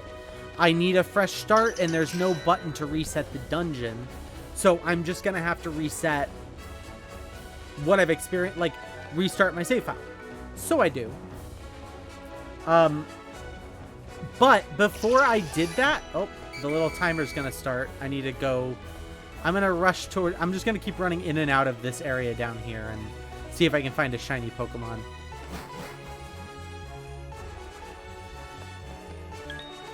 They won't be shiny on the map. They'll only be shiny when you find them. I did read that. Okay, so I'm beating through the game again. I'm going through the entire game again. I'm like, you know what? I need to beat it. I need to figure out what's wrong. But I had the foresight as a 15, 16, whatever year old to take a picture of my Game Boy screen where I was stuck. Because the problem was I had thrown this little boulder that you need to break open, break these columns down. I was like, I can't figure out how to get it back. So, like, I went ahead and I took a picture of it so I would remember, so that, like, I would see if I got back to that place and just, like, it was my stupidity and I just got stuck, right? So, I play through the entire damned game again. Up to level 7. I do everything. I go after the, the Eagle Tower. I start playing through it. And by God, if I don't throw the little ball... Yeah, I took a picture with a camera, like with a. At the time, I had because I was 15. It's like, you know, it's like 2005, 2006. So I don't have like a webcam, but what I have is a computer-based camera, like a little, like you can take it, like it has 2 AA batteries. You can take it with you. You can plug it into the computer and then copy your pictures off of that camera. I take a picture of the thing. I get back to level 7. I go through the whole thing, and god damn me if I don't drop the ball in the exact same place that I lost it the first time. Like, I get all the way to this point where I hit it, and I drop the ball, and it's like, I don't... Basically, it's sitting exactly where it was sitting before. I saved at the start of the dungeon. I was able to, I was at the point where I was like, if I shut the Game Boy off and back on, I was going to be at the dungeon itself. So I'm looking at this ball. I spend like an hour and a half, 2 hours, like trying to come at it from every direction. I go, I don't know what the hell is wrong. I no longer can figure it out. But it's 2005, 2006. GameFAQs now exists. Cool. And they have a forum. So little 16-year-old Patrick is like, okay, here's what we're gonna do. I'm gonna go ask the GameFAQ guys what the fuck. So I take my picture. I go into the GameFAQs forum. I go, guys, I don't know what the fuck I broke. Please help me. What did I screw up?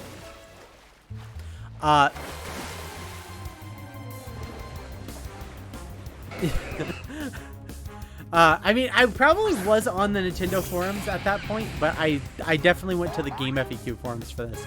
And I know that because the moderators didn't care if you made fun of a small child. Everyone on that forum goes, did you consider jumping through the hole, the floor above, and just going down to get the ball? I sit there, I turn on the Game Boy, I play through that area again. Okay, timer's over. I didn't get a shiny Pokemon. This was all for naught.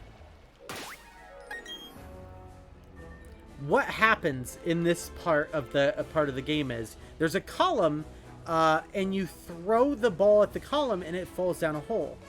And then it falls down to the next floor where it's locked in place. There's a little bit of like, you can't cross wall, that you can't go get the ball because you can't go over this wall. My 11-year-old dumbass and my 16-year-old dumbass never once considered fall down the hole where the ball went and go get the ball. So the entirety of the GameFAQs forum, effectively, like 20 people are just like, hey, dumbass, go down the hole. And I sit there completely mortified, right? Because, like, at this point, they're 100% correct. I should have damn well known that I could just go down the hole with the ball. Like, that should have been obvious to me. It was right there. It was so blatantly obvious. Drop down the hole, go get the ball. It'll be fine. But it didn't occur to me because my brain kept going like, this must be a harder problem. I must have missed some big step. So, I jump down the hole. I get the ball. I throw it over the impassable ledge. I climb back up. I continue on the game. There has never been anything that has hurt me so badly in my video gaming experience as my inability to understand that I should have jumped through this hole. Yeah, and Amanda, that's exactly right. Like, most holes in Link's Awakening, you get hurt if you jump down. They're bad. You're not supposed to do it. But my brain couldn't accept the possibility that I should go down the hole this time. I've never been so mortified by anything in my life. It was awful, it was horrible, and I hated it. I hated everything about it. So that's my Legend of Zelda Link's Awakening story. My replay of Link's Awakening, the Switch version, was pretty smooth, all things considered. It's a good play. It's a good game. It's a good remake. I like it. But I had this, the entire time I was playing, there was this dread in the back of my head for Eagle's Tower the entire time. My brain just kept being like, it's coming. It's coming, idiot. It's coming. Excuse me. And then I beat it. Like, I beat it. No, it was no sweat. You know, I was able to accomplish it with no real issue. So, I tell you that story because that is the thing that was stuck with me from the Link's Awakening remake the entire playthrough. Was just like this idea that, oh, I'm an idiot. There was an obvious solution here, and just like I never thought to try the hole. I never thought to try jump down the hole and see if you survive. Yeah. Yeah, it was tragic for me.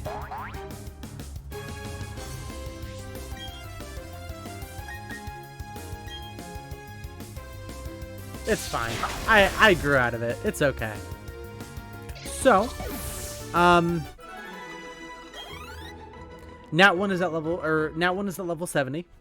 Simba's at level 68 here, so I'm staying down underground for a little bit and just getting Simba up to 70. And then I'll go upstairs and deposit Simba and Nat 1, and hopefully that'll make everyone else level up faster.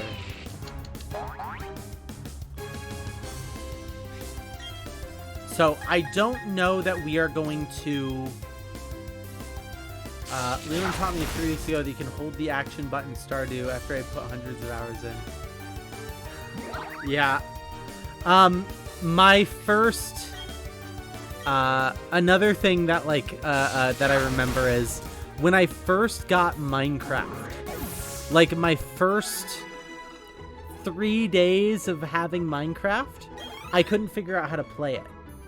I would sit there, like, I'd watch people play the game, and they'd go and break a tree with their fists, and I'd be like, I don't understand, I can't do it.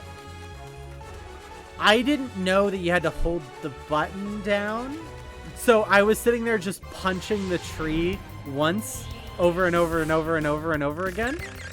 I finally figured it out, but... This is back when, like, it was in alpha, and, like, no, like, everyone was like, oh, cool, Minecraft, it's this cool new thing. But, like, there was, like, 3 days where I couldn't play it, because I was sitting there, like, I don't understand how to beat down the thing.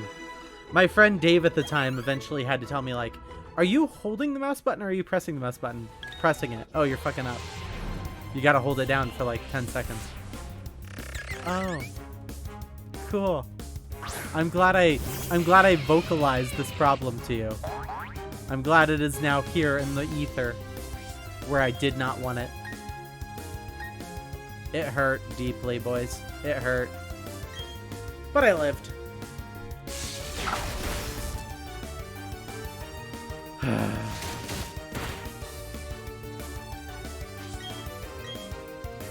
Anyway, now that I'm living in this headspace, we're gonna grind for about 10 more minutes, and we're gonna go on a 15. Yeah, I just, I've now made myself sad.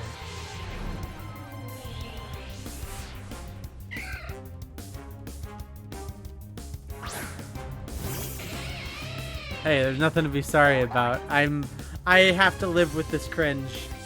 I have to live with this cringe for the rest of my life. It's part of being a human. Fair enough. Well, are you going to Costco? Hey, have a good one. Be safe. Talk to you later. Oh, fair enough. Well, be safe.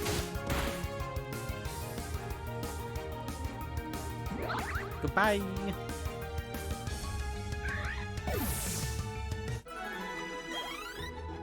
Oh boy.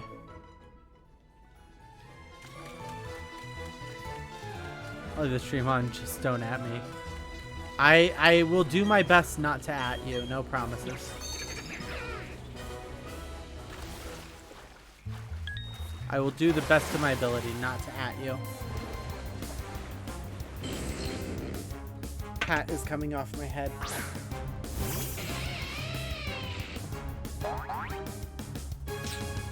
There we go.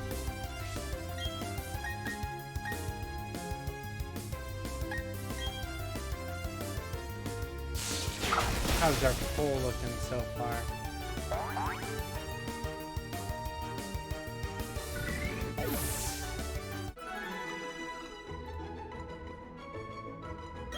Oh, still a three-way tie. Okay, interesting.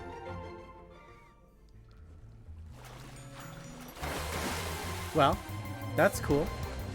We'll leave it up for for some time. Yeah. And I'm just gonna keep electrocuting jellyfish.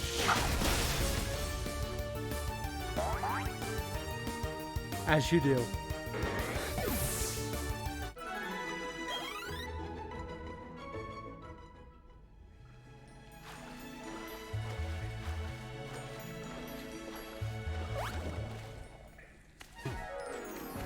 Let me out, let me out, let me out, let me out.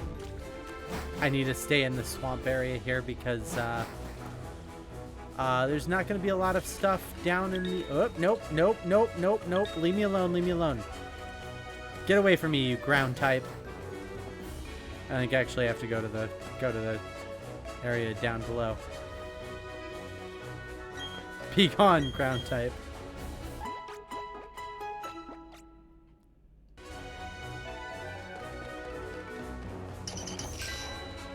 Thank you for your golden, your shiny spark, small Diglett.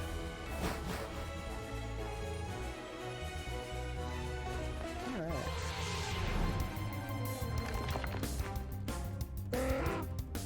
This is a water bird. I am going to destroy it.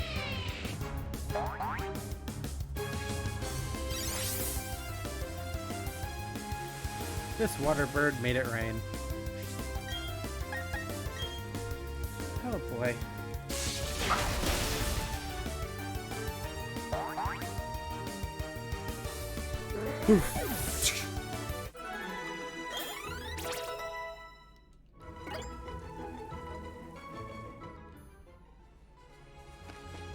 Yeah, Respark seems to be getting up there too. Nearly level 67.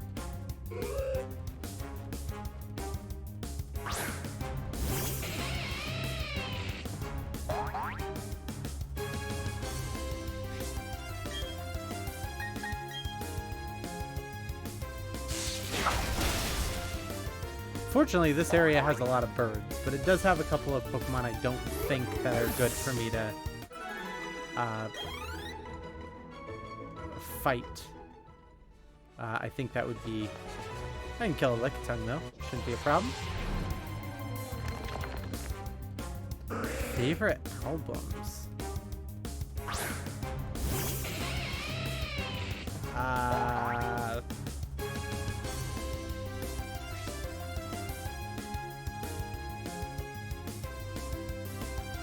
The Valhalla soundtrack is pretty good. I like it. And it's so pretty too. I think Fangamer sells it. No, that's not true. I get this from somewhere else. I don't remember where though. But it's pretty good. I like it. I don't think I bought this off PlayAsia. Maybe I did. Let me go into my emails real quick.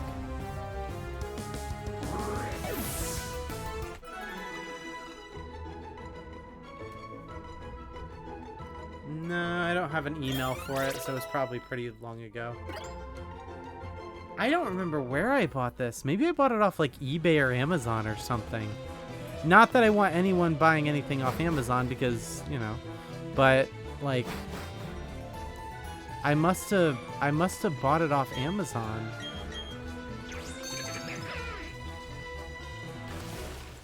But I like that. What else do I have here?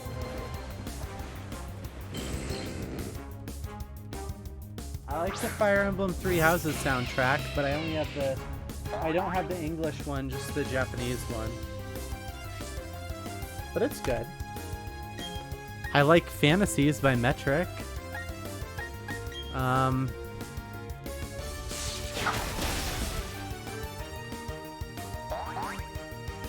Yeah, I can't think of anything else right off the top of my head.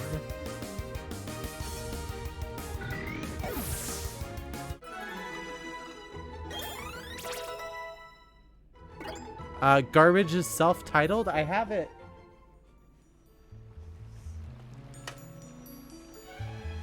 Signed Garbage's self-titled album. I found it in a Goodwill. And then I went, oh, I'm gonna buy that now. It's mine forever now.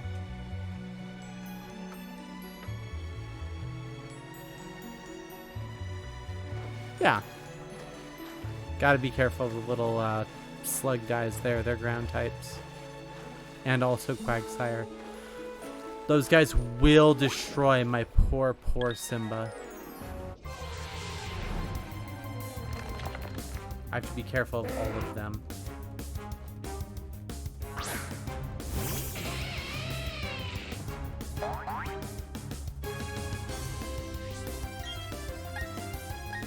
Okay, electrocute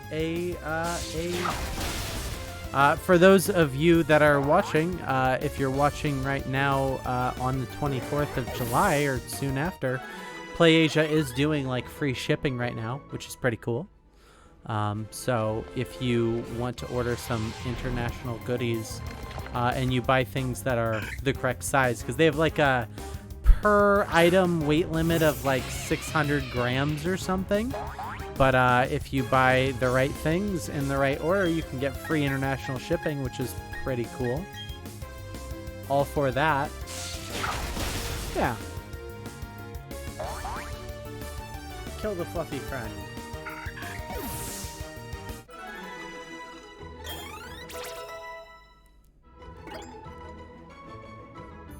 Look, the fluffy friend must like the hat they have in the Pokemon Center. This hat?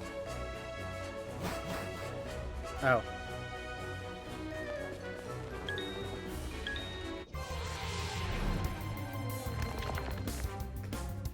I should hope so. It's a good hat.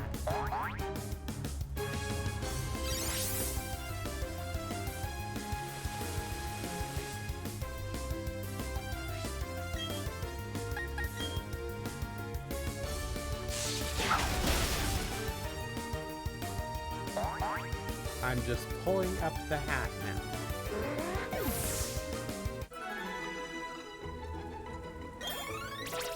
Why don't they have hat?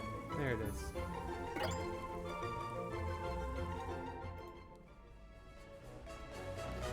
Nope, leave me alone. I don't want to deal with you, Quagsire. I don't have the time or patience. It is this hat. It has Altaria and Swablu on it.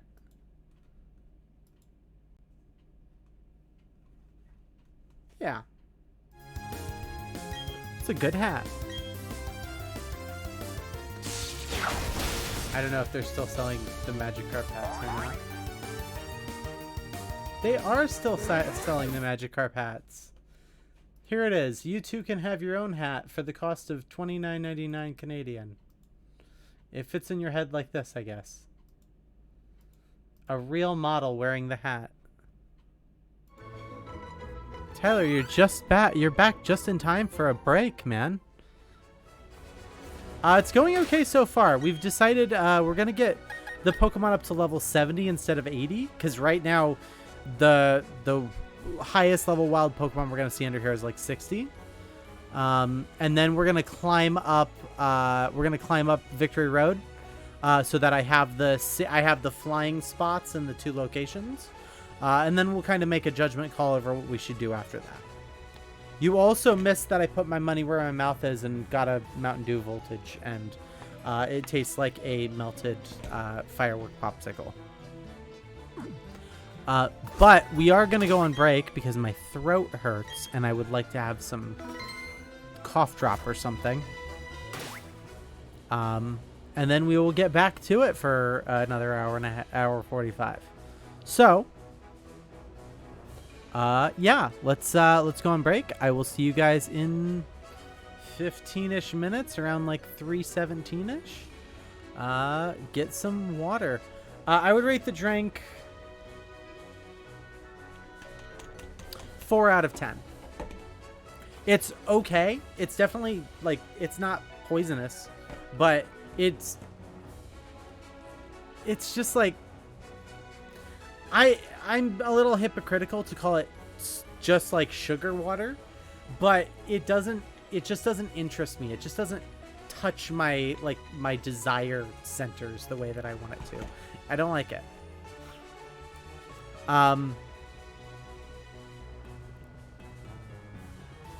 Yeah, you can quote me if you'd like. It's fine. Put it in there. It is definitely not poisonous. I can give the PepsiCo this. It is not poisonous. Okay, 15-minute break. Be back at like 3:19 or something. Get up, get stretched, get some water, boys. You gotta keep your blood flow moving, or we're all gonna die. All right, be back in a few.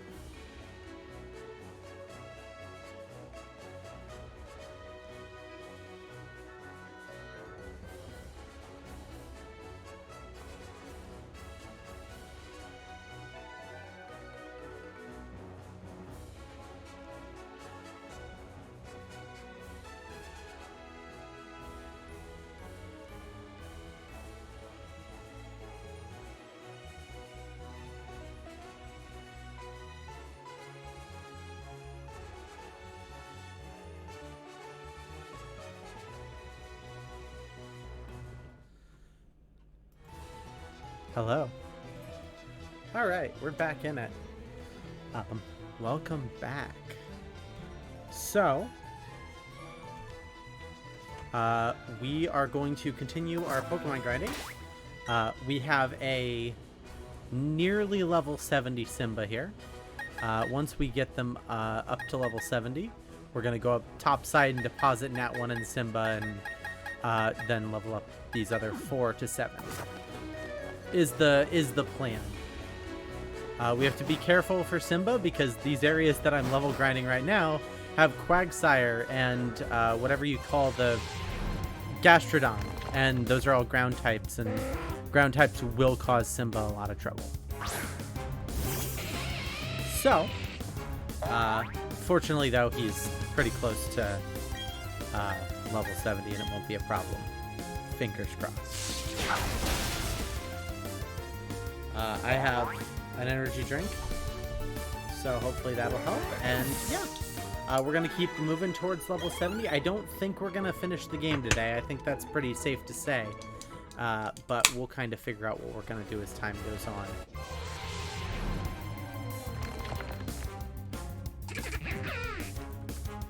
We might take Victory Road, depending on how quick I get up to level 70, or maybe not.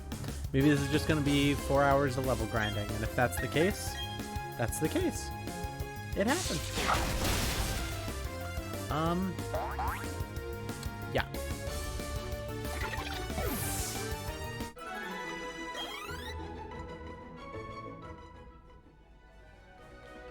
Okay, keep away from Quagsire. Continue to avoid Quagsire to the best of my ability. And continue to knock out Pokemon left and right.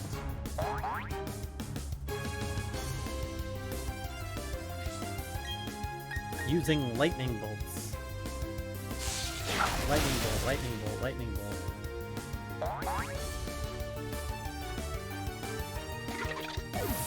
Easy peasy.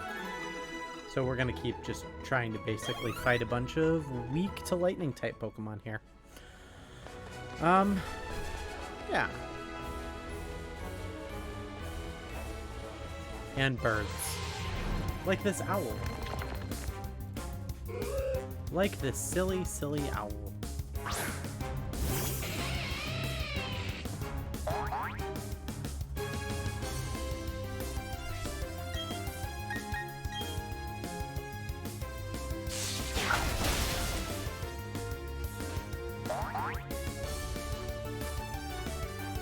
I got my, as I'm sure some of you know or realized, I got my my music working for the, well, not working, it was already working, but got my music on the Taking a Break stream pop-up thing to just be the game audio, which I think works better in this case, which I'm happy for. And I do need to start working on some other stuff. Tyler did make me a thing for when I have my camera off, which is cool. I haven't actually put it up yet, but I can. Yes, I appreciate you very much, Tyler. Thank you. Let's see if I can figure out how to add it in process. Image. Call it. I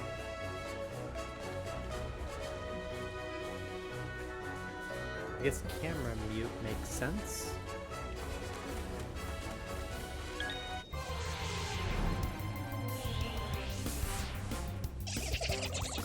Fight a guy while I find it. Here it is. Good. It looks like this. And in, you know, hopefully I can kind of put it over this as like a, it needs to be a layer down. Sorry, I'm doing too many things at once. But if I bring it down underneath my camera, and then my camera goes off, hey, it's just this image, which I think is pretty cool. And then I move the entire overlay. OBS is a little complicated.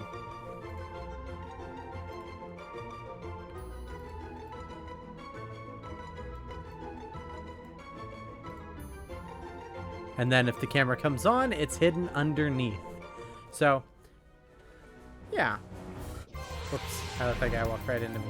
So that is pretty cool.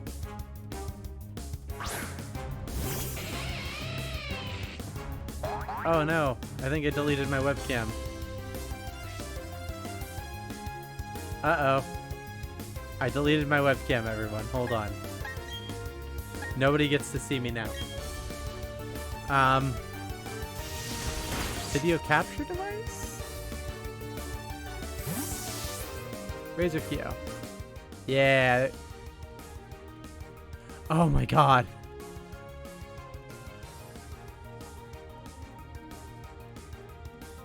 I wasn't paying attention.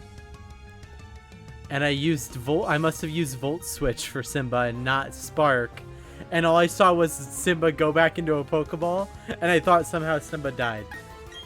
Oh, Christ. Everything is okay, I guess. Everything is currently fine.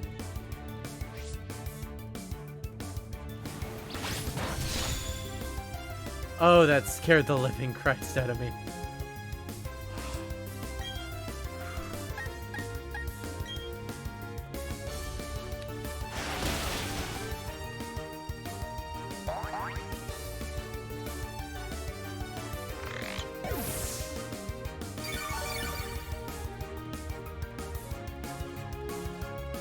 Making micro adjustments to the webcam. There we go.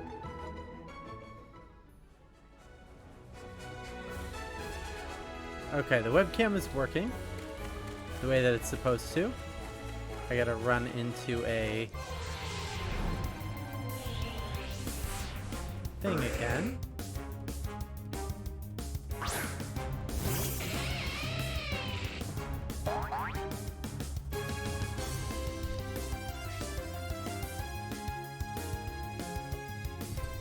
Okay.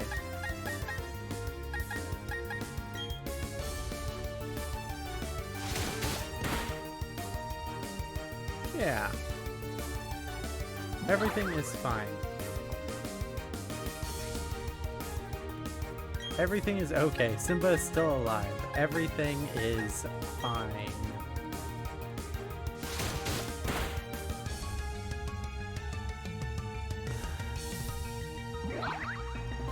Simba dodging left and right.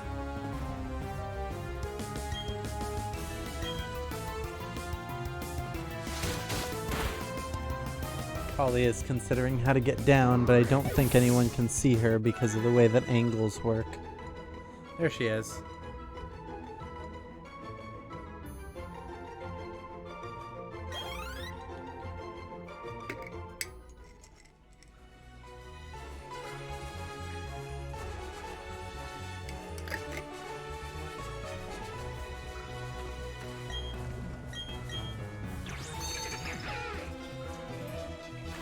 She's just trying to figure out what she wants to do now. She's like, yeah, whatever. How you doing, Bear? Alright. If I bring this all the way over, you can... No. There's no good... There. That's the best I can do. I had to move my monitor to do it, but you all can see the cat for a bit. Until she decides she's done. Which will happen in 4 to 6 minutes.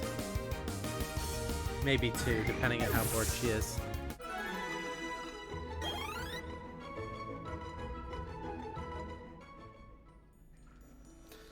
Okay.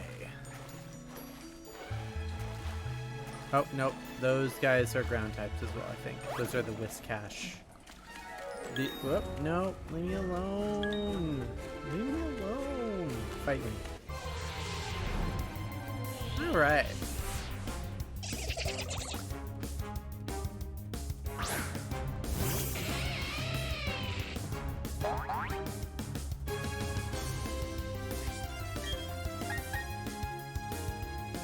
And she's gone.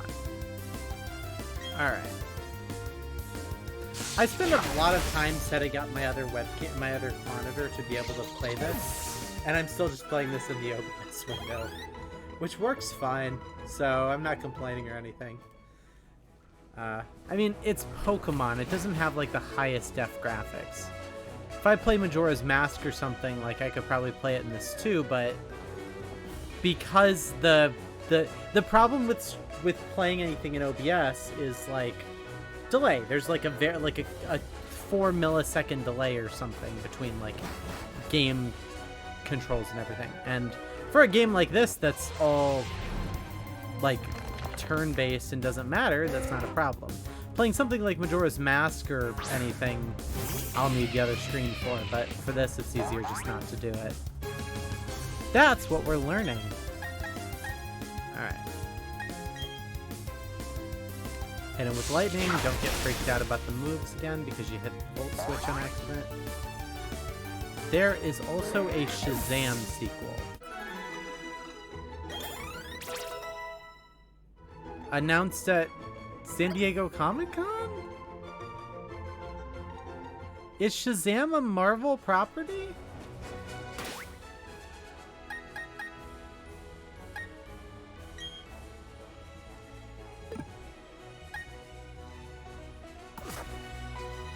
Is Shazam a DC property? No way is Shazam a DC property.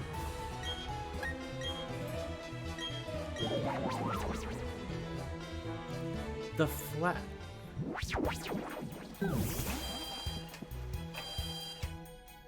I'm confused. Okay. First things first, we have gotten Simba up to level 70, so he and Nat 1 are going to go into the box.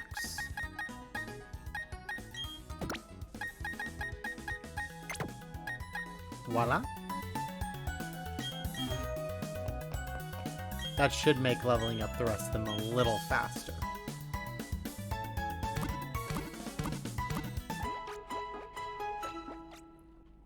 At this point, the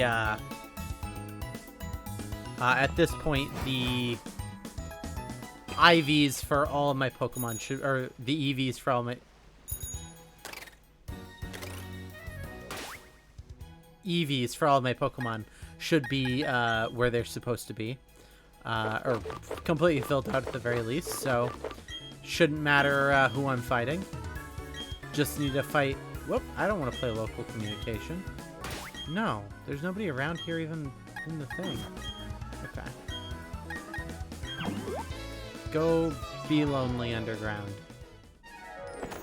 As one does. Nope, I want to go back to the west where the healing guy is.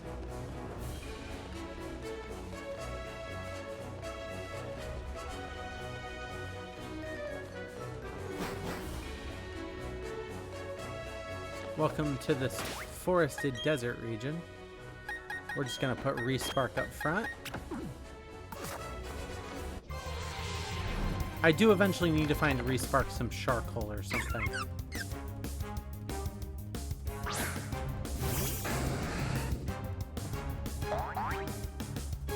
Eventually. For the moment, though.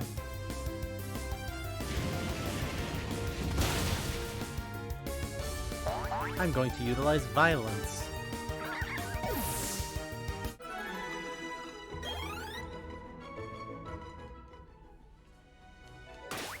So, we need, Burbo and Respark need 4 levels apiece. Hat needs to catch up with 7, and then Allergies will be the last one, probably. Fight me! Fight me! It's really hard to hit where the Pokemon are in this area. Like they kind of just float around in very funny ways.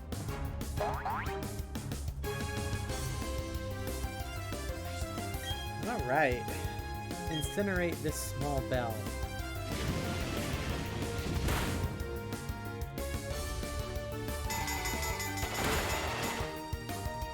Oh wow.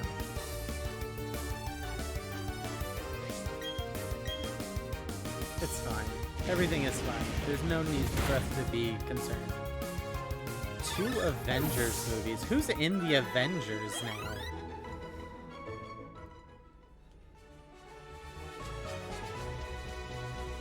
Gotta be careful. Respark can't handle fighting that bird.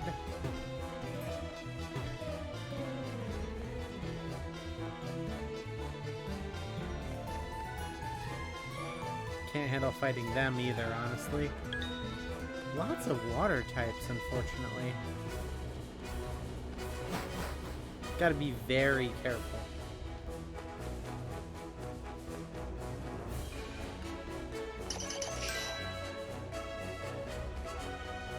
I'm not gonna say no to shiny Diglett points. But I'm not gonna chase after them either.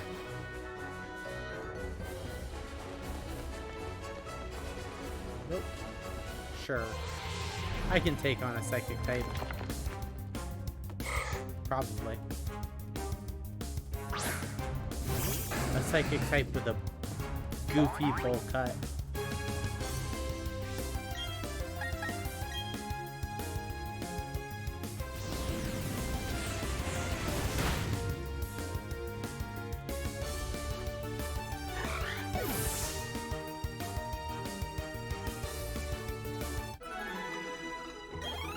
Easy peasy. Fight the owl.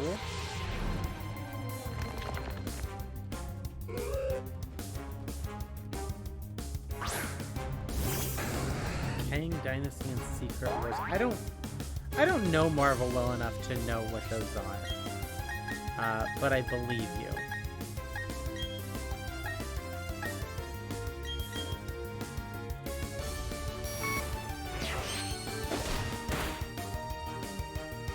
Smart Strike, also known as stab it with your unicorn horn. I guess.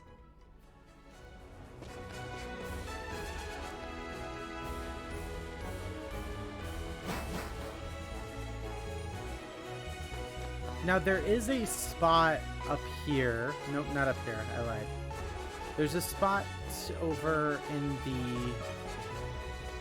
I'm assuming the big room here is a swamp. And the swamps aren't good for Rapidash either. But there's a spot north of the healer that may be not a swamp, which would be great.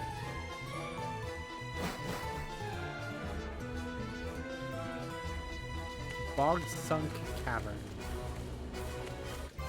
Well, you can kill a Roselia. Roselia should be pretty easy to beat.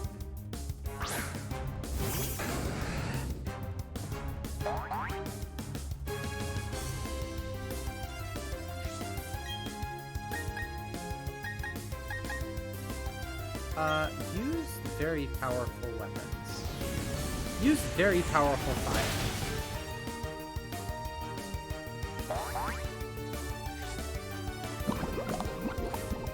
I don't like that.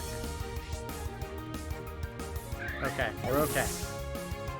I need, oh god.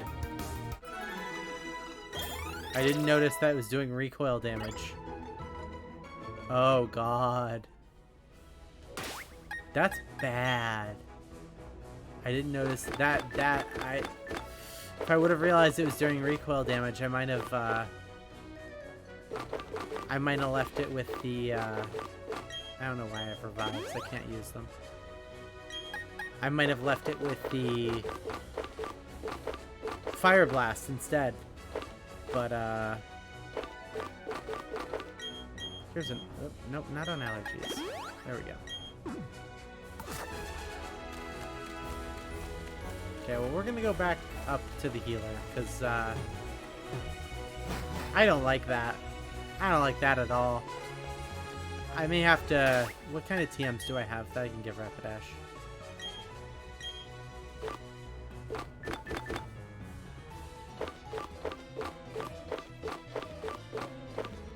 Sleep Talk is not a good move.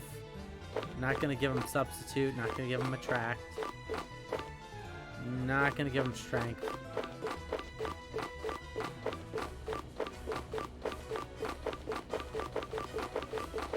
Basically nothing that I have. basically nothing. I'll have to see if I can get like a flamethrower move, TM or something. Sure, I'll take that. Because Flare Blitz hurts you, and that's bad for a game where your Pokemon dying kills you to death. We don't want that.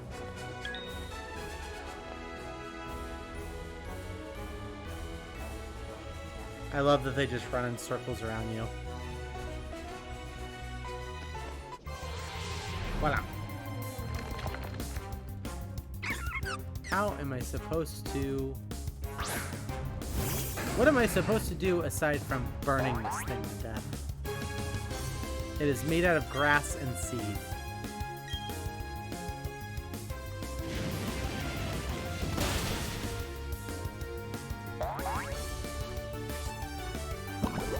He also has Poison Point.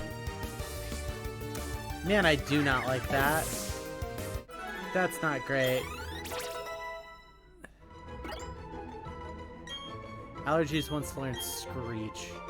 That's an interesting move for... Screech makes defense go down a lot.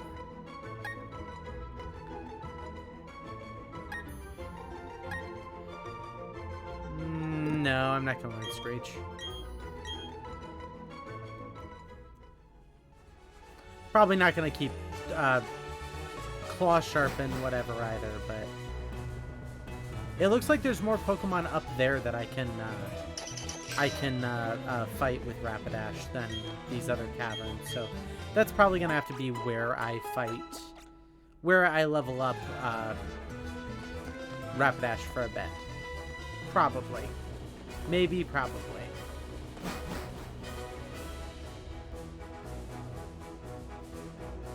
Sure, I'll fight you.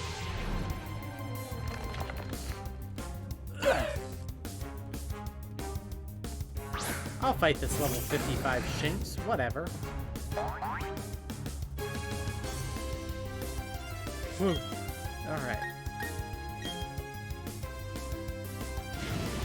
Flare Blitz is dangerous, is what we're finding out. I should not have tried it. I should not have given it to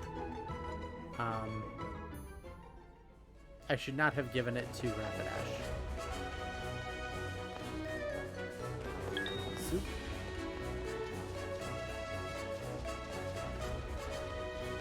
Yeah, I just need to be careful, boys. If it's dangerous for me to fight anyone in this area, I should be able to find... Do you have a ground type move? Are you gonna hit me with Surf or something? I'm not gonna risk it. It's unfortunate, but I don't want to make any unreasonable moves here. Actually, the swamp may be better for me to train Rapidash because those Skorupi are common spawns there, and I should be able to basically kill Skorupi in one hit without having to worry about like bug type moves. Should, in theory. We'll see. Potentially. Perhaps.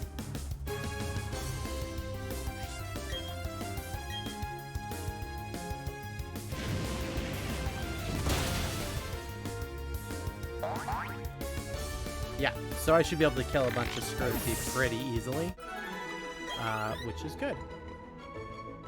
Which will hopefully help level me up a bit. I don't want to fight the Fighting Frog. The Fighting Frog could be dangerous. I don't really want to fight the Roselia either, but it already sees me and is doing laps around me, so I guess I kind of have to.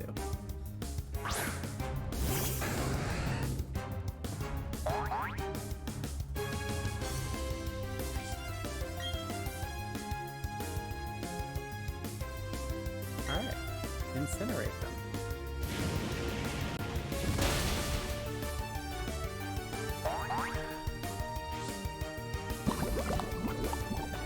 Curses. Yeah, Poison Point is really going to be annoying. It's really gonna be frustrating.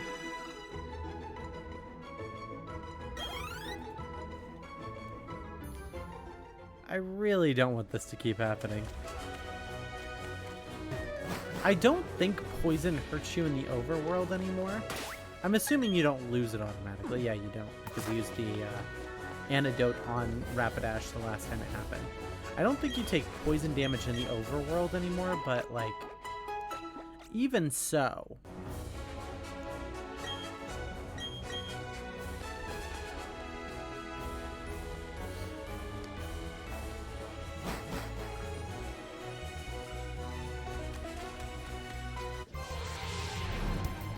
I'll just have to be careful. That's really all I can do. It's fine. Everything is fine.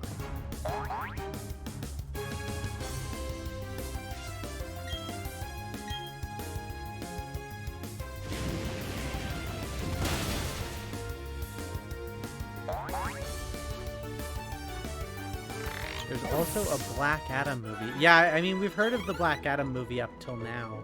I don't know.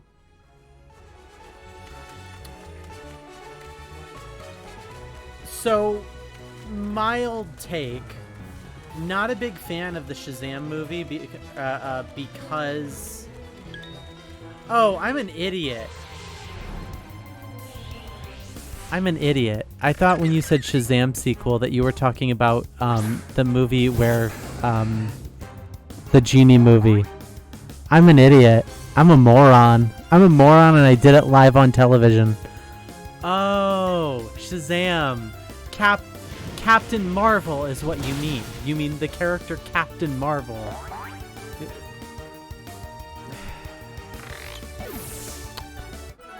Fuck. Okay. Yeah, sorry. Shazam sequel. Great. Sounds good. Black Adam movie. Sure, I guess. Is Black Adam gonna be a villain for Shazam in this continuity? I don't know. We'll see. Sigh. Okay. Here I go getting poisoned again.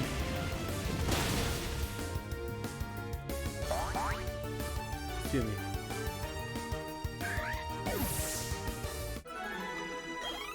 Oh, good. That one didn't have poison point. I think The Rock has been Black Adam in other movies. I could be misremembering, but I think like there was another movie where The Rock played Black Adam, which is cool. It is always very interesting to see like who gets to play a specific character in either like DC or Marvel. Like it's always very interesting getting to see like who played. There's a new Dragon Prince trailer. Yeah. Love it. Glad for that. That's fun.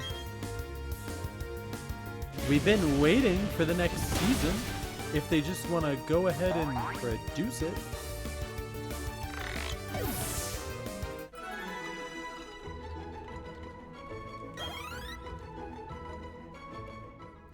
I never actually checked. The Legend of Vox Machina DVD. I asked, but then I never Googled it.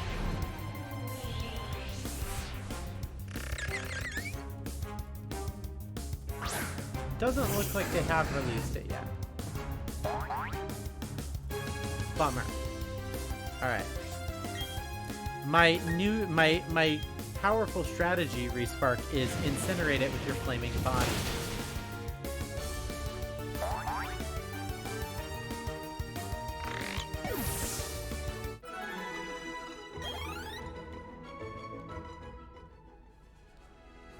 Use fire to cause it to stop living. When it is dead, then it's done. It's over.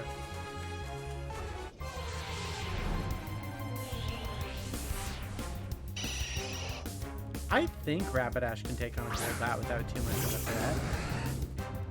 I think.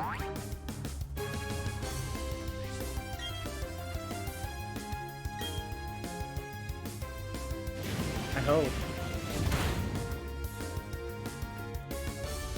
I don't think Venoshock will kill Rapidash outright. No. Obviously, poison damage is poison damage. And the last thing I want is to suffer a bunch of poison or anything. Hat's growing up.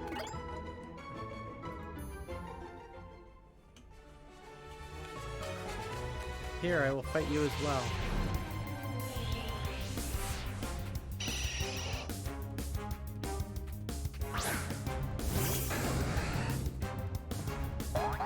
I don't think Steel type are gonna... Oh, it will tell me. Yeah, it's all gonna do the same stuff to it, I think. But this is why we're staying near a healer.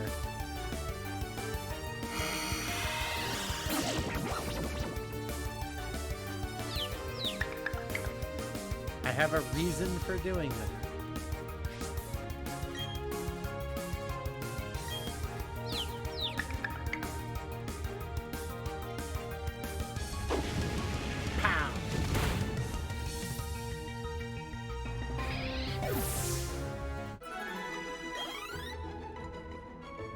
Yeah, we're definitely getting more, level, or more experience. Going a little faster. So we'll just, we'll take it slow with Respark, because like I said, Respark is, this is not a good place for Respark to be training, aside from the levels. But Burbo's also going to have a little bit of trouble, probably a little less than Respark is. Gotta be careful with ground types with both of these guys. You just gotta. Okay.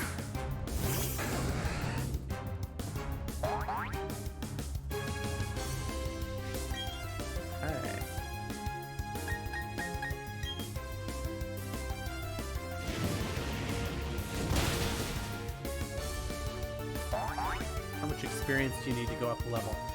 So it is, it's an exponential amount. The experience points from level 1 to level 2 is like 100 points, but by the time you're at like level 99 to level 100, it's like 1,000,000 points or something. So it gets harder and harder to level up as the game goes on. Most video games will do this to try to encourage you, like, to give you a sense of like, nope, I don't like that. That's bad. That's super bad. Most video games will do that. Will make it very easy at the start of the game to like level up and make it harder and harder because sunk cost fallacy, I guess. Respark always runs away from wild Pokemon, so I should be able to... Yeah, good. Thank God for that. Yeah, it makes people want to play longer, right? It makes people, like, you put in the first hour of gameplay and you gain 5 levels, and then once you get into like the real hard parts, it's a lot harder to get more and more levels, which is why this last part is such a slog, is because I'm wanting to climb like 10 or 15 levels for all my Pokemon, and I gotta kill a bunch of Pokemon to do that.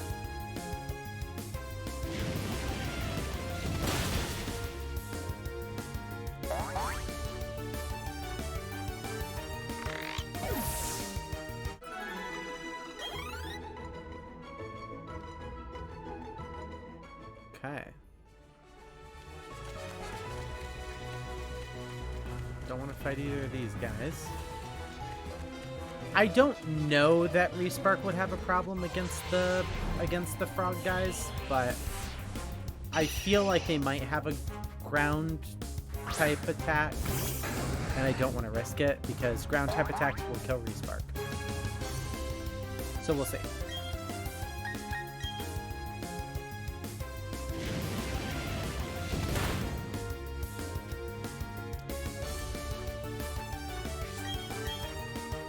It's weird that they give wild Golbats access to Whirlwind. Whirlwind is a move that causes wild Pokemon to force them to run away, but it's weird that the computer's like, we're gonna give them to our wild Pokemon. It's just a little goofy is all.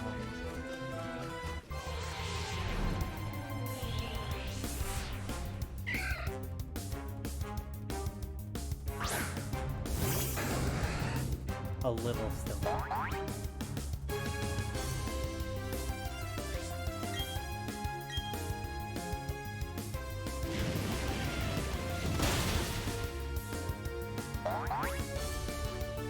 Okay.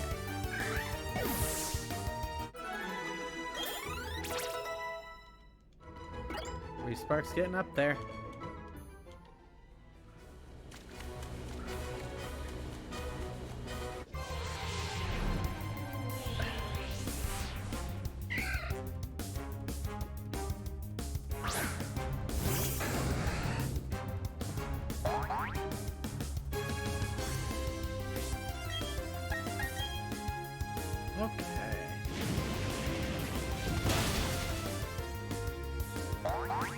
Yeah, keep on keeping on. I mean, it's not the most exciting thing in the world. It is what it is, but unfortunately, when you get to level grinding like this, it's just sort of like a thing you have to do. That's why I said this is really probably better in some ways for like a watch party or something where you can like focus on a TV show and just kind of do this by yourself. Of course, I'm sitting here while I'm being super duper careful with a Respark because there are threats everywhere, but you know. I think you're ground type. I don't think that's a good idea. Definitely not you. Definitely not you, because you are definitely ground type. Okay.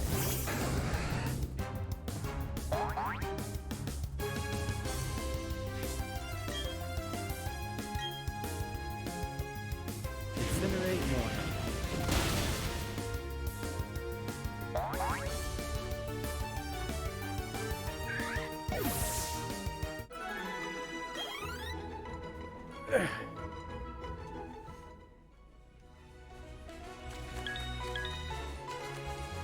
Bunch of Zubats.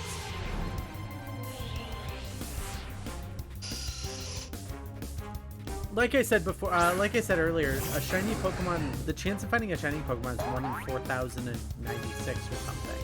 So it's, I probably haven't fought 4,096 wild Pokemon in this playthrough, but I was kind of hoping I'd run into at least one by now.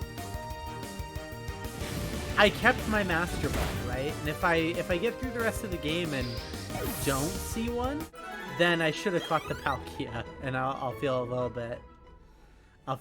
bit upset. Slightly frustrated. Mildly frustrated.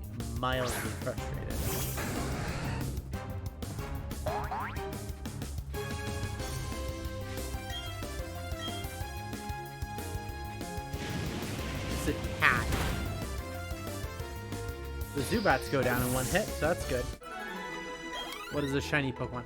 So in Pokemon, ever since like the second generation of Pokemon, there is a very small chance, 1 in 4,096, like I said, of a Pokemon being what's called a shiny Pokemon.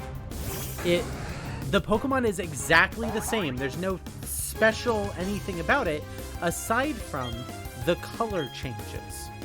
So just to, you know, to bring up an example, we're going to bring up Eevee here. So most Eevee are this brown color. This is like 99.9% of Eevee you're going to find is this brown color. But there is a very, very small chance you'll find an Eevee that's this white color instead. And that's what we call a shiny Pokemon. We call it that because in most of the games, when you find that Pokemon, there'll be like a shine graphic or like a sparkle graphic that appears when they show up to tell you this is special in some way. And we can look at a few more just as like a thing. Sometimes you can't really tell. Like if I come into the Pikachu, you can see that there's a color difference, but it's kind of, it's a lot more like very natural color difference that's kind of hard to tell. But this is the regular colored Pikachu and this is the shiny Pikachu. And then like, I don't know, let's just do like Blastoise, I guess. You know, very like, not a hugely significant color difference, but like enough. So it really depends on what Pokemon it is. Sometimes there'll be significant color differences. I think if I go to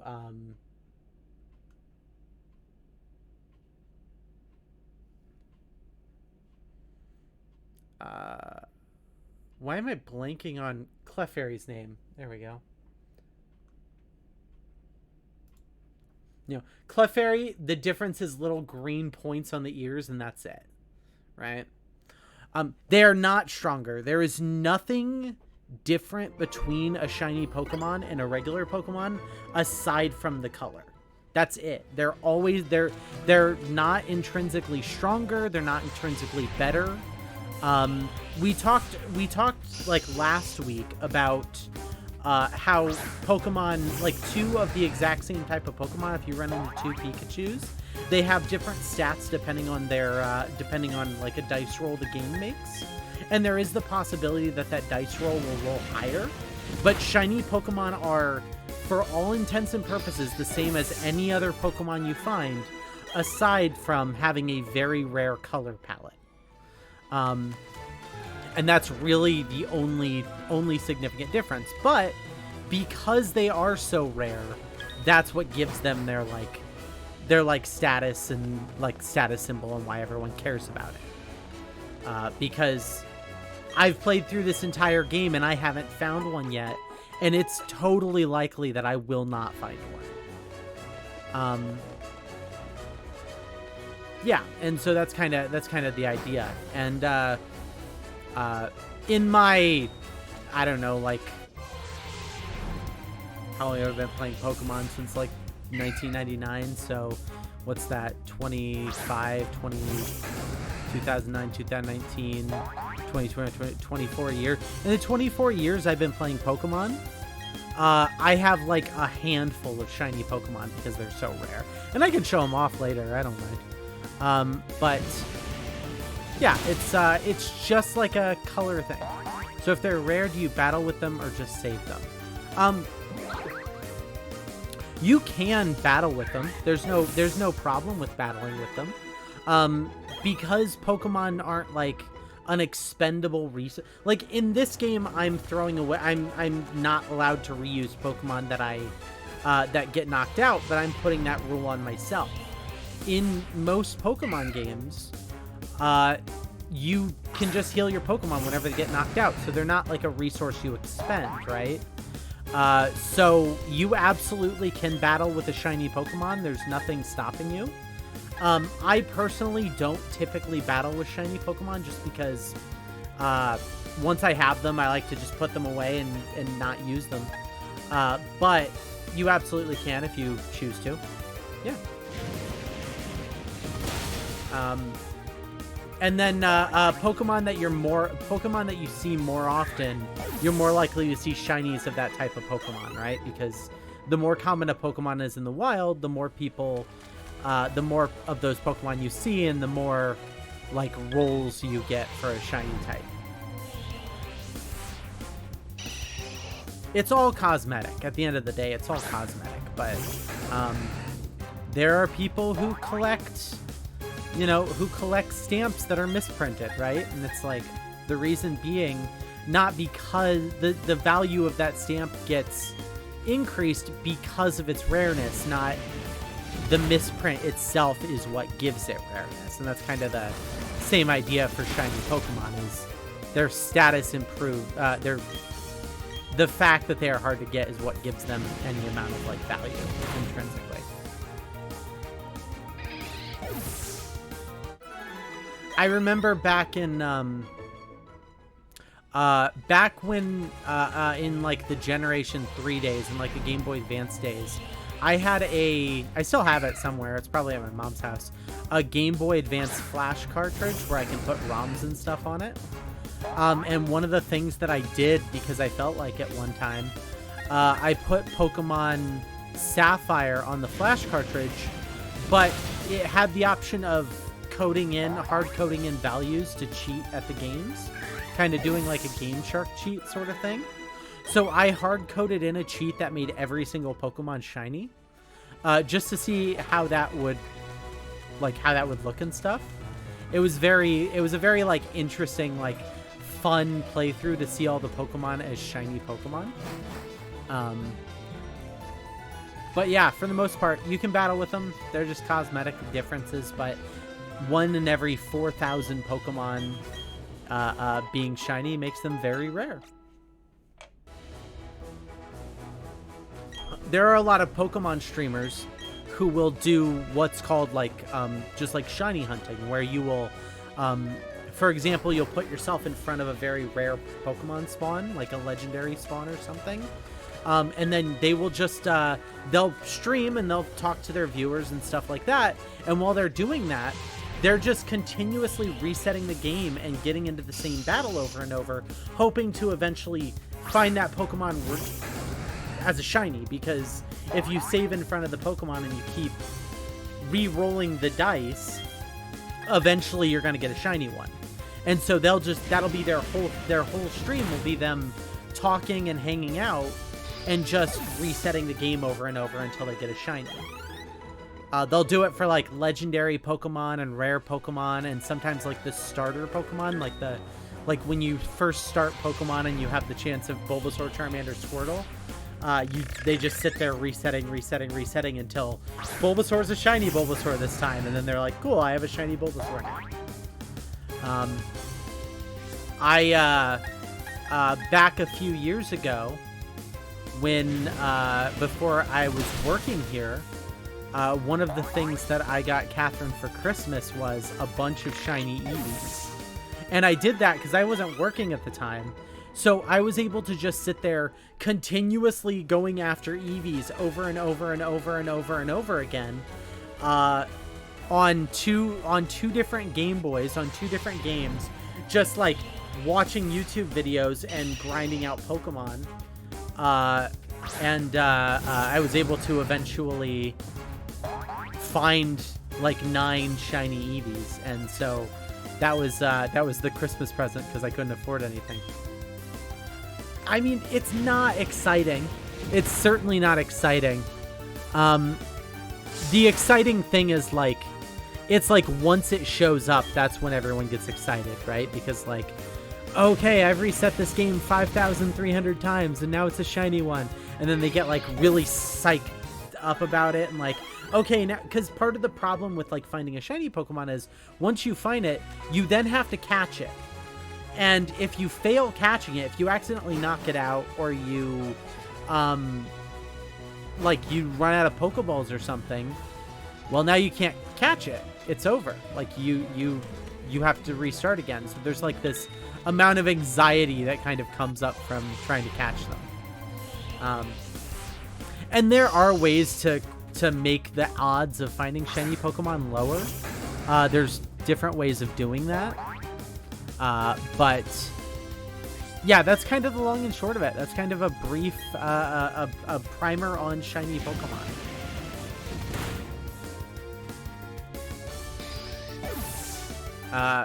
Usually, what I typically find is like, I'll probably find like 1 to 2 shiny Pokemon through a game playthrough.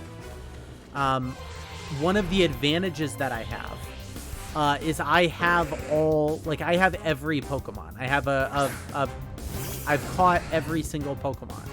So a lot of the newer games will give you a special item once you catch all the Pokemon called the Shiny Charm.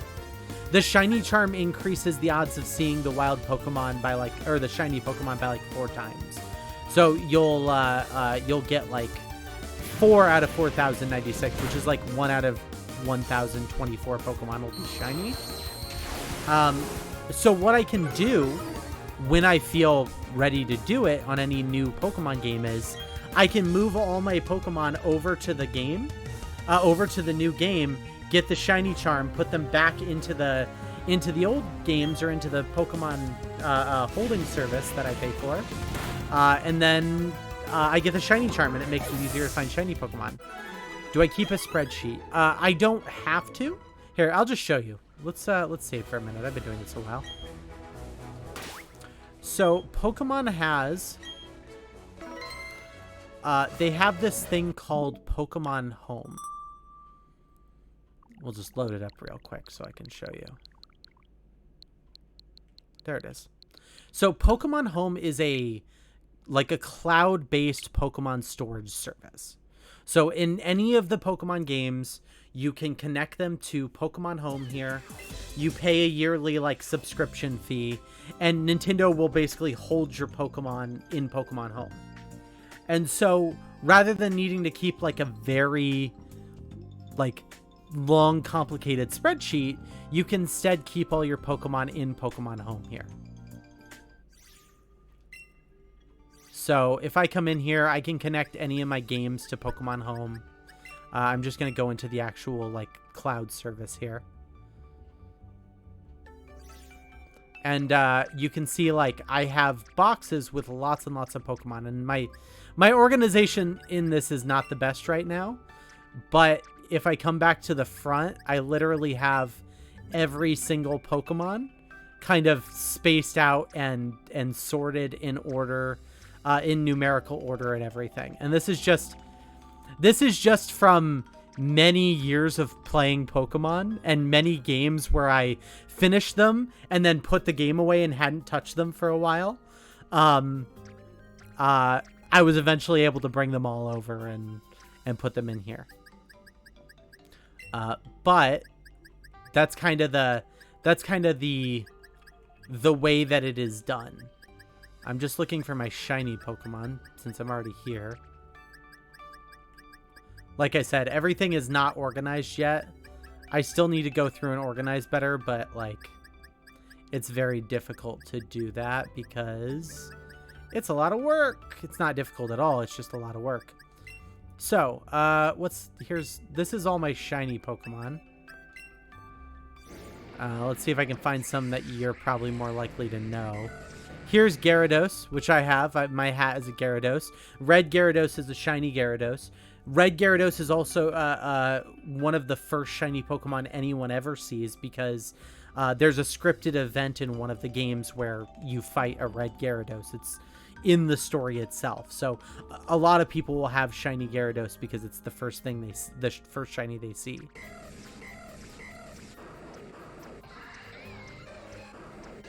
Lots of legendary shinies because a lot of the shiny, they gave them out over time, right? Like you go to GameStop and you get a code and you put it into the game and they'd be like, here's a shiny Rayquaza, and they give it to you. Yeah, this is Machoke. I have a Machoke, and a Slapchop was a Machoke. The shiny one is green, whereas the regular one is like a tannish gray color. This is a shiny Gengar, but it's basically the same color. It's a very, very slight color difference. You barely even notice it.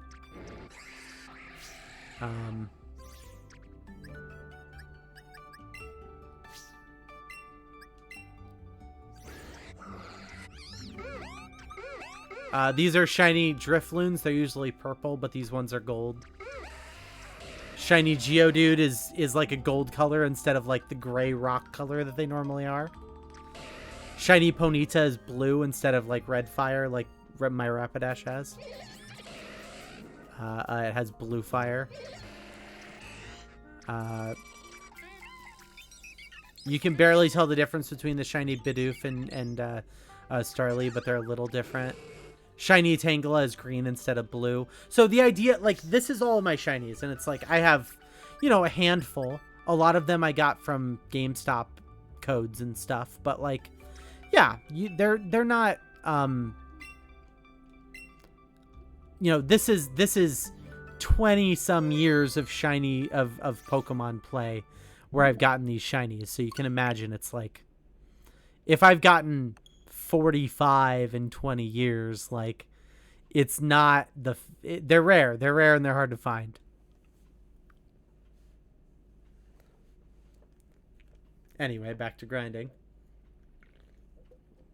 So, Pokemon Home keeps like a chart of all the Pokemon stuff, and you can use like filter functions and search functions to pick out specific things. So I don't need to keep a spreadsheet because it'd be a 3,000 plus Pokemon spreadsheet, right? It'd take forever to keep that. I do have Pokemon I still need to get, like Pokemon in the actual like list that I don't have and stuff. And I do have a list of like, I need to go do this yet, but like I've sunk a lot of hours into Pokemon. That's really all I'm trying to say here. Yeah. So that's the long and short of it. And now I will continue to burn roses.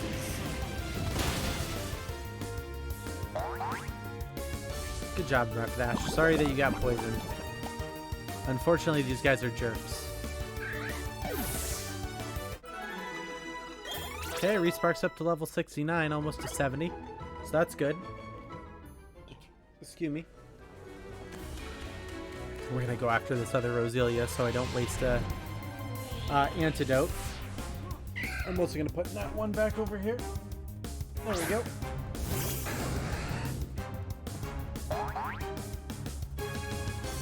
All right.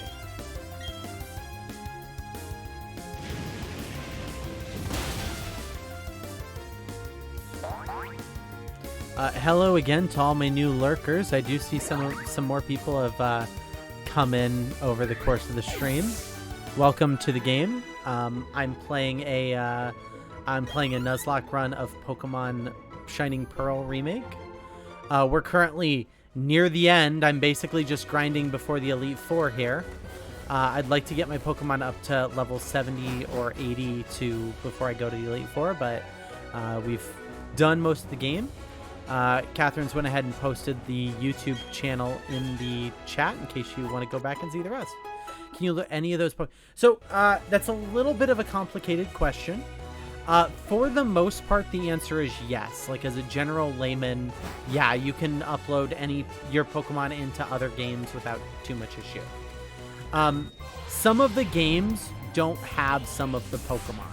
So the Pokemon Go system or Pokemon Home system will stop you from sending certain Pokemon over and just be like, hey, they never coded Zubat into this game, so you can't put your Zubat over there. But for the most part, you can send over any Pokemon that are in the games into the newer games. And that's what I'll typically do when I am, like, when I want to get the Pokedex filled out very quickly, is I'll just send over all the Pokemon that I've already caught over to the new game, get all the Pokedex entries done without having to hunt for Pokemon for 17 years, send them back to my Pokemon Home box, and then the Pokedex will be done, and then I'll get the shiny charm or whatever. So it is a way for you to keep your Pokemon, like, over the course of many games, though. You can absolutely, like, take your first Pokemon from one of your first games and transfer them over and stuff. Which is pretty cool.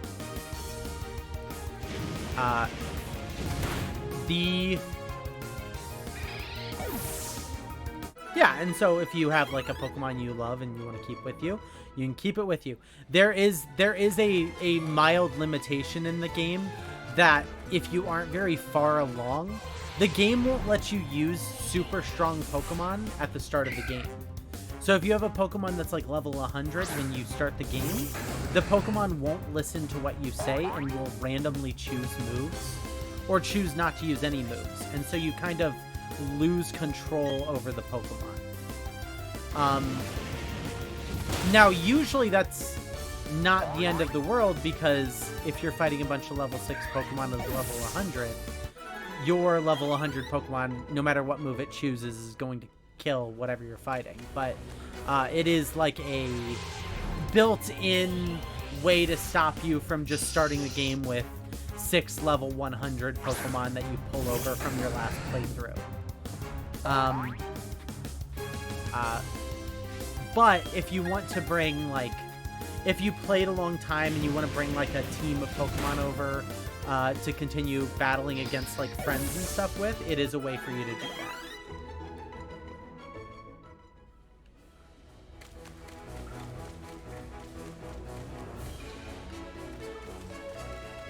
And at the end of this playthrough, my intention is to put all the Pokemon in this game back over onto my Pokemon box, right? Because I, even after I'm done playing all these Pokemon I've caught, I have some amount of attachment to.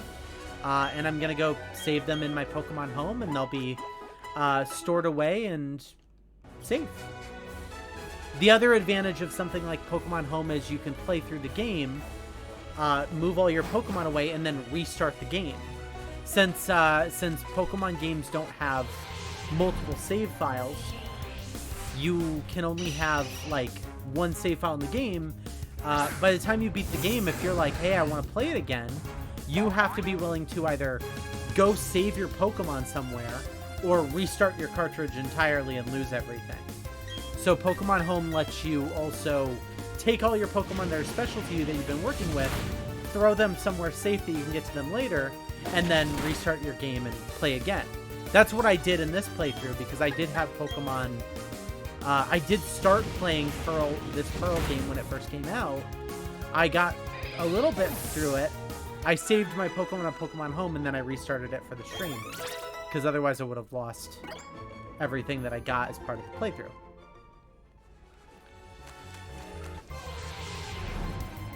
So, yeah, you can kind of transport guys back and forth. It gets a little harder to go backwards. Like, it's harder. You can't really take a Pokemon from this game and put it on an older game, because new moves and stuff will not be transferable. But Pokemon Home's entire job is to be able to stop you from doing stuff like that. It'll tell you, like, hey, this Pokemon, you can't put it in this game for such and such reason when that sort of thing happens.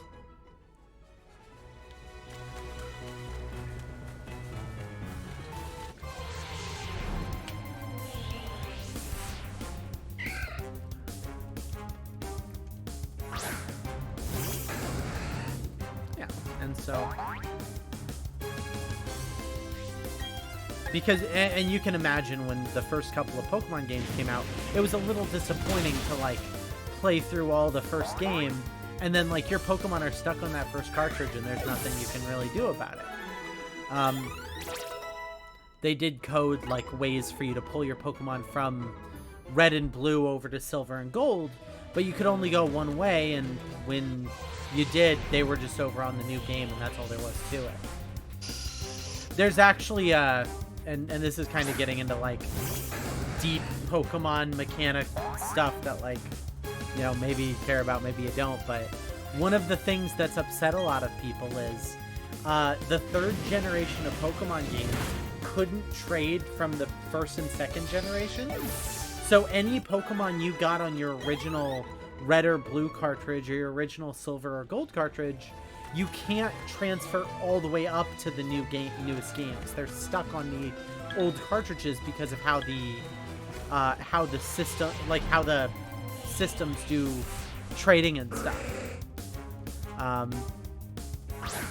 So the only way to really, like, transfer your Pokemon over is to get a tool that allows you to manually make a Pokemon in a newer game and name it the same as the old, like, get all the stats from the Pokemon in the old game and manually build it in the new game. Which you can do, you can 100% do, it's just, it takes time.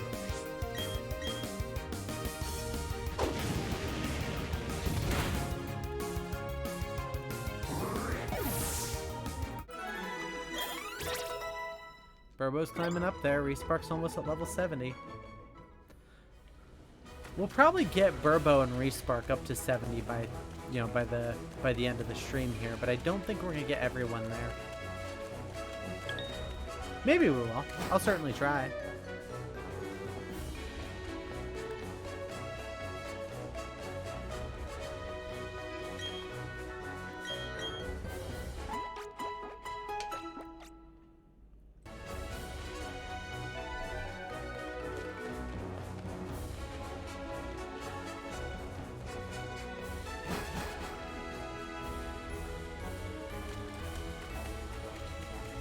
that was a lot of details about Pokemon. I'm sorry if I overwhelmed any viewers.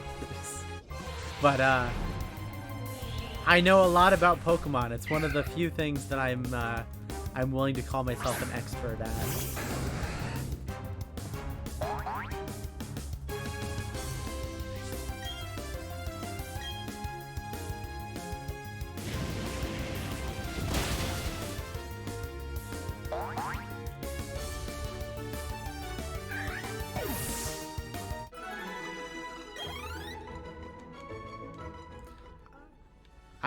I haven't decided if I'm gonna play the new Pokemon games on stream or not.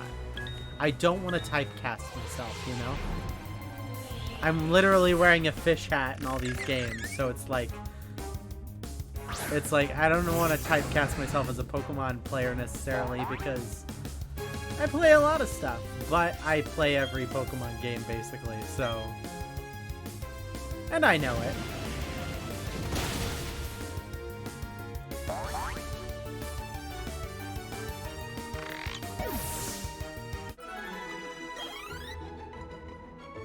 We start climbing up that chain.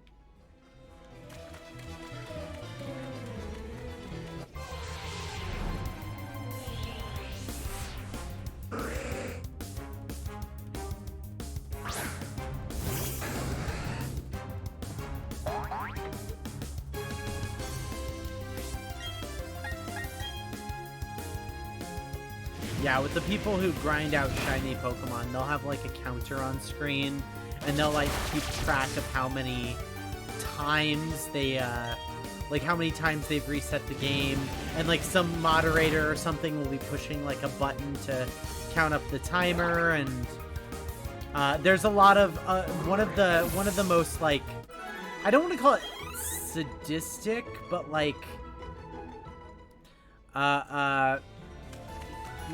Schadenfreude, I guess, like one of the very like it's entertaining but a little sad to watch is when somebody is like in the process of doing the resets for a shiny Pokemon, and then they'll start talking to their audience, and like they'll get unfocused, and when they get unfocused, they will get the shiny Pokemon to appear as one of the resets, not realize it, and then reset the game again and lose the shiny. And then they'll only realize it when like the entire chat's like, no, no, no, no, no, and like they'll sit there and like, oh god, I just let a shiny go, didn't I? And it's sad. It's really sad, but I've seen it happen dozens of times, and there's a level of like oof, but like that enjoyable oof, you know?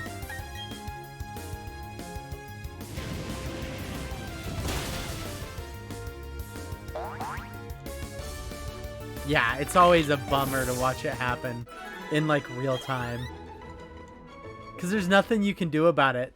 The delay on Twitch is like 30 seconds. Like, I'm speaking and you're seeing me 30 seconds later, so the chat can't protect the person because they're not seeing the person lose the shiny until 30 seconds after it's already been lost. So it's just like, it's a matter of, I mean, it's just a matter of losing focus in the game and not having any way to respond to it. Okay, and Respark's up to level 70. So, we're gonna go back upstairs and deposit Respark in the box. Excuse me. I'm tempted to keep Respark in my party so that I can always swap out and run away from a battle I don't like, in case like I run into a ground type with Burbo, but I'm not gonna do that. Respark goes in the box, and it's time for Burbo to mostly run into Roselia's, I think, because like Burbo should be really good against Roselia's. Not what I wanted. Okay,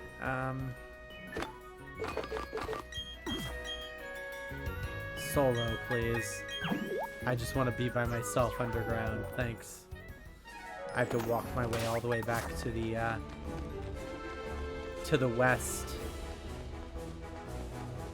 where the healer is. But it is what it is.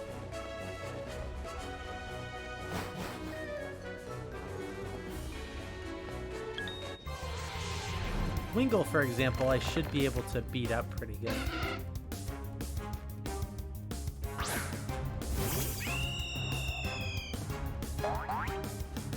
I could have sworn for the life of me I had a shiny Wingull, but I didn't see it in the Pokemon Home. Maybe I have it on Pokemon Go or something. I actually need to load up my Pokemon Go and do the trade over all the Pokemon thing. I haven't played Pokemon Go for some time.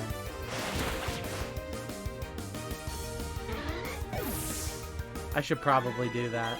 Because there's a way to communicate Pokemon Go with Pokemon Home over a different game and get your Pokemon from your little silly mobile game to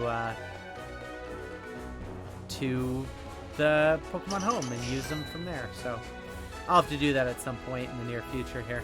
I hear Niantic's doing real bad. I hear they're losing guys and like nobody is. I mean, it's still COVID out there, right? Like it's still COVID out there. People should not be like risking their lives for playing Pokemon Go or anything, but Niantic's entire game model is like walk around and have GPS going, and like if you can't have GPS going, like people are just not going to play your game because that's the benefit of your game, is that GPS stuff.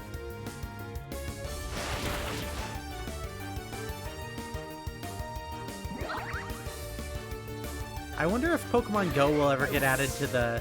There's a fairly recently, not like yesterday, it's been a few years now, but they didn't really have a video game Hall of Fame until fairly recently. Yeah, I'll fight you. Let's see how it goes.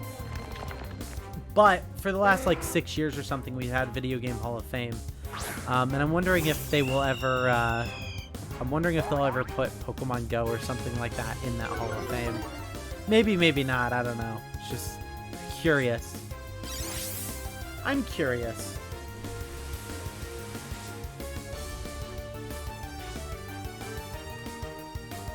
Just checking how long the Hall of Fame has actually been going, because they only add a couple of games to the Hall of Fame every year, which makes sense because you don't want to flood the Hall of Fame or anything. 2015, so it's been going for like 7 years. So, but I think it's good we have it. I think we needed it. Quit healing yourself. Just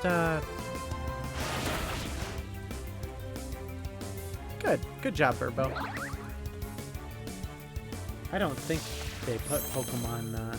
Nope, he's still gonna heal himself. Yeah, they didn't put Pokemon Go on it yet. They've only put Pokemon Red and Blue on it, but that's understandable.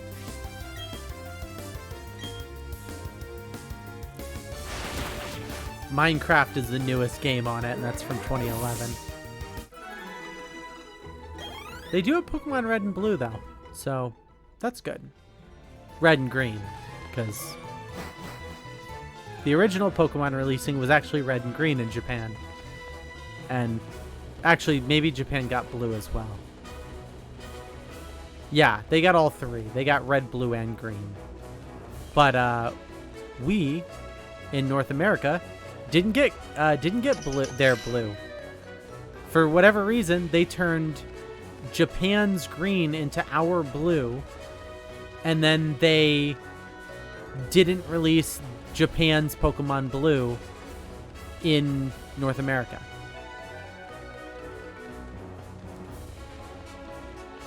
For reasons. Reasons that no one has made clear.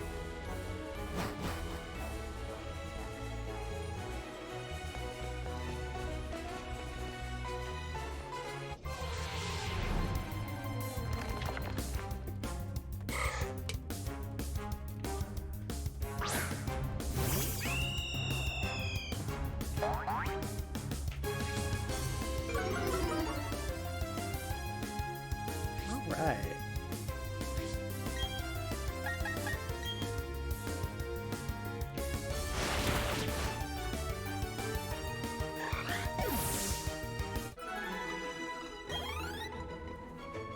Hat is starting to slump a little bit. I don't know what to do about it.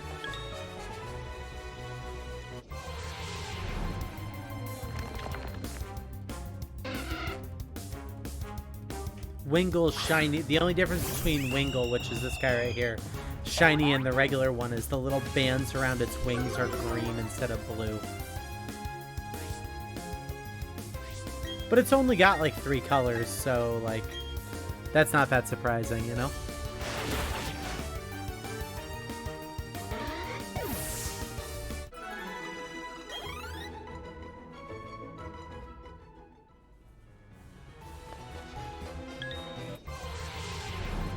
Oh boy.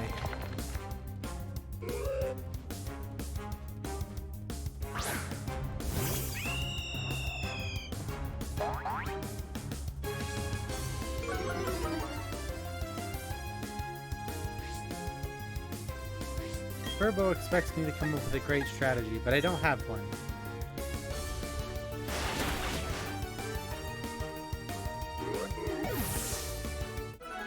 My great strategy is use attacks.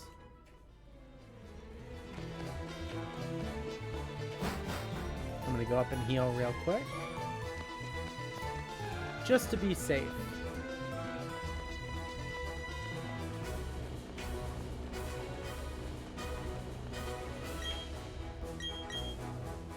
The last thing I want to do is risk my Pokemon's health and well-being.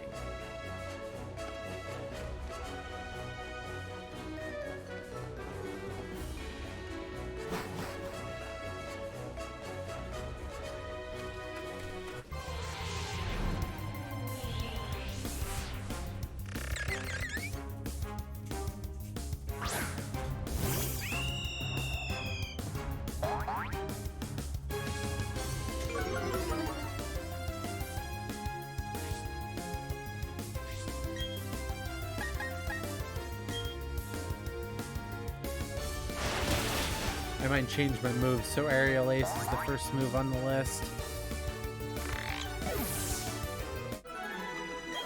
Typically, it's better to have the most common move you use as first on the list, just so you less having to touch buttons. We're just gonna come in here real quick.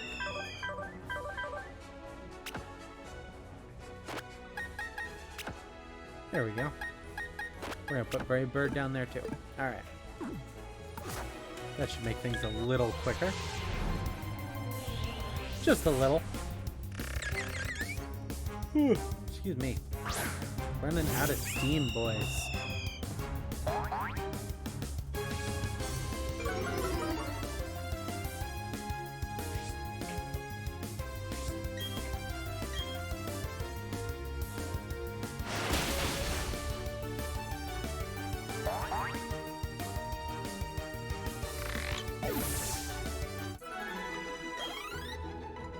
They're not gaining a lot of experience points from these fights anymore. It's a bummer. Nope, don't want to fight either of those guys right now. But, Tentacool. I should be able to take out a Tentacool pretty easy. I should hope. I don't think Tentacool likes it when birds do damage. 20 points of bird damage.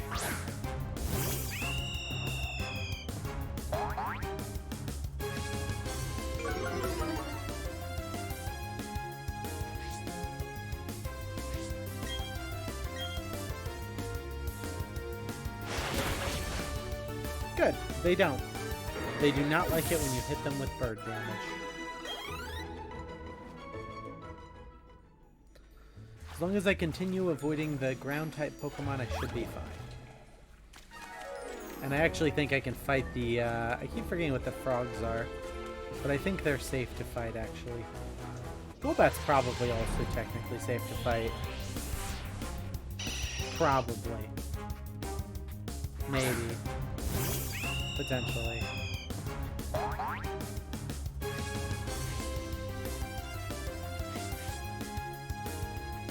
Alright. Rude.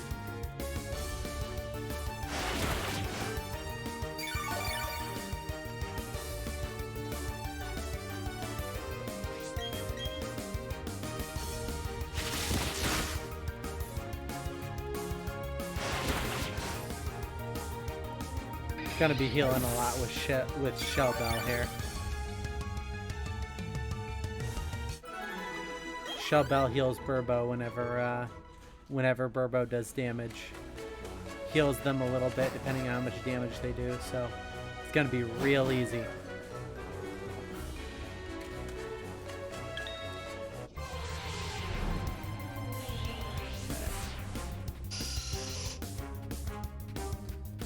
For anybody who's come in later on this stream, any of my new lurkers, anything like that, I'm gonna go ahead and paste the straw poll for what we're playing next into the chat there.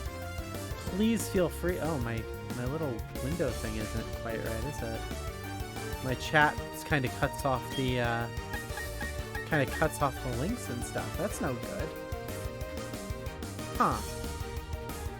We'll have to fix that.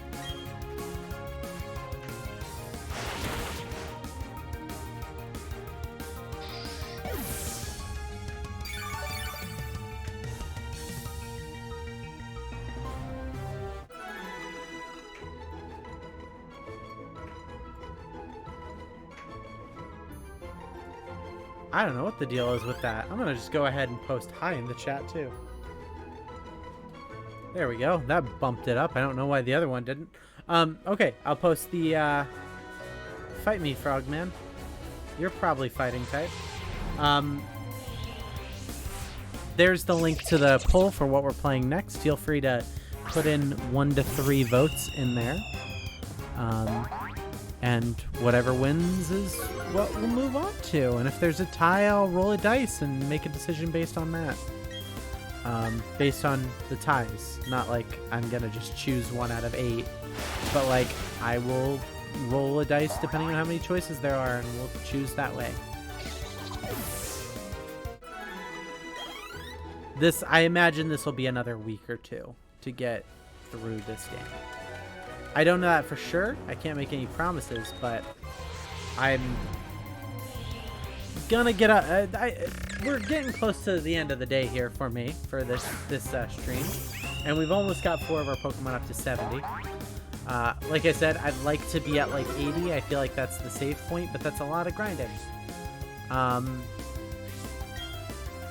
We got to get up Victory Road.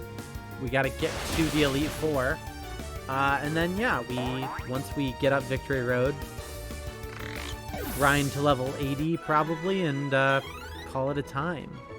But one thing at a time.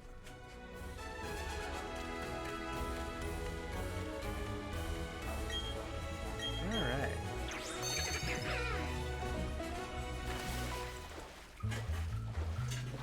A tentacle in here that wanna. Hello, Tentacle. Let's get in a fight.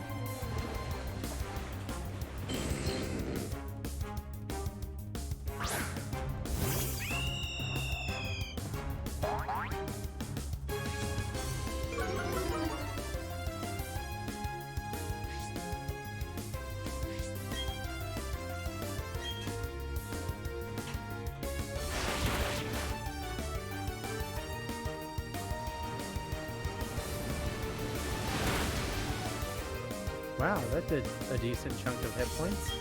Don't like that.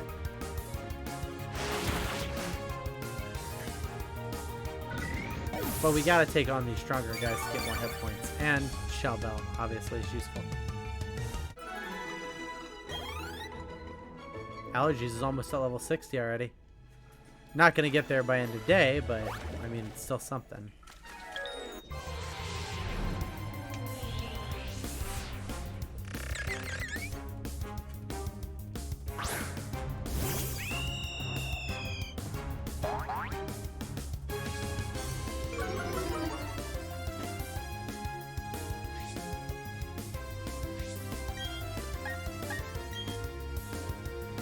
Cut a bug down, and then this will heal. This will probably heal Birdbow up to full health, honestly.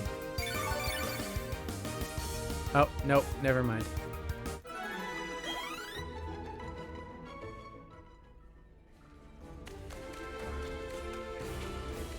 Okay. Go heal and continue on.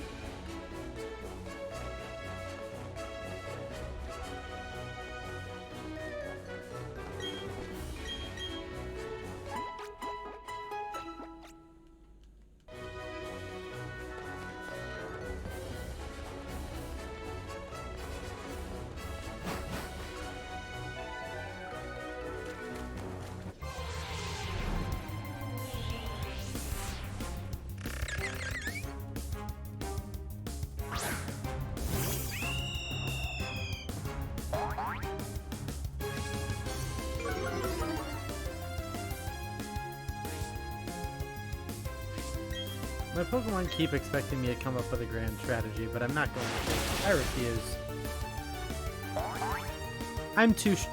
My Pokemon are too strong for me to come up with a grand strategy. Allergies is up to 57.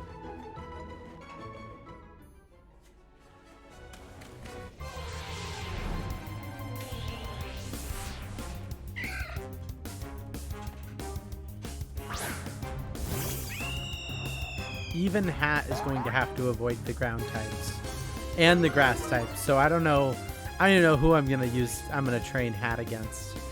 That one's gonna be tough. Like, allergies can take on the ground types because ground doesn't like ice. I'm pretty sure. But first I gotta get Hat up to 70 as well.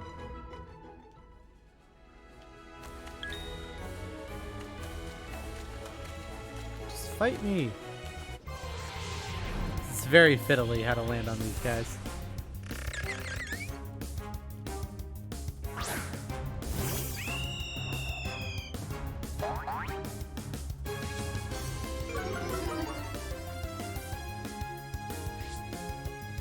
But we're getting there.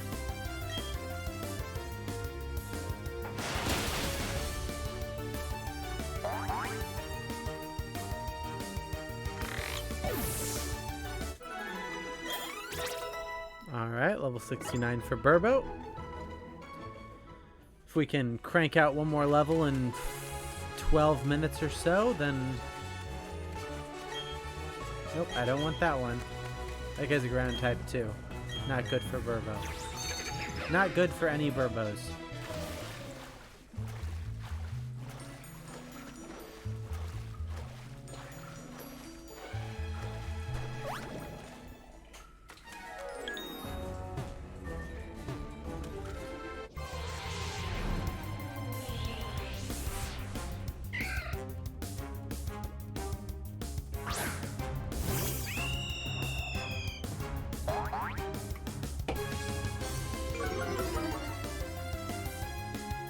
I honestly don't even need Burbo to intimidate. We could turn that. If I had the ability to turn abilities off, we could probably turn that off safely. Good job, Burbo.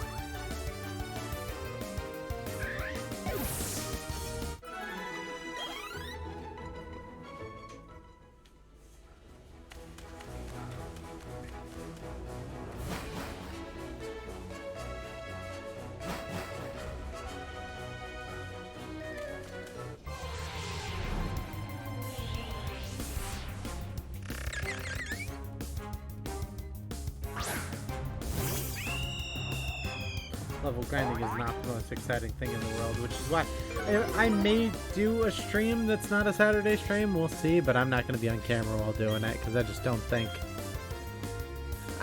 anyone wants to see that. It would just be a proof of me doing it sort of thing, if anything. But we'll see what happens when the time comes.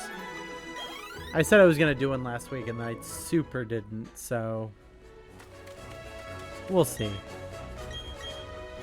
I got really into 3 hopes, guys.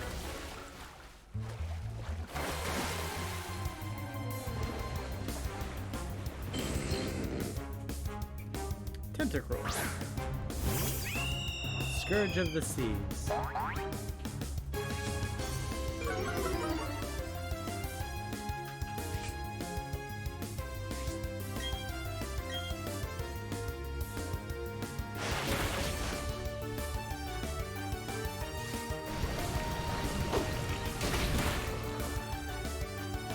Oh wow, that didn't do nothing, eh?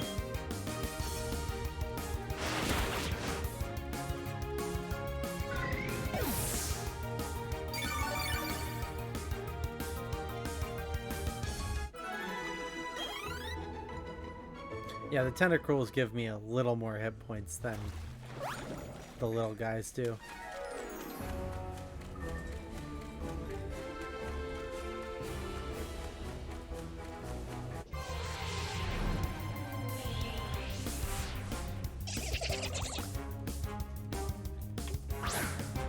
You gotta stay on my head for at least 10 more minutes.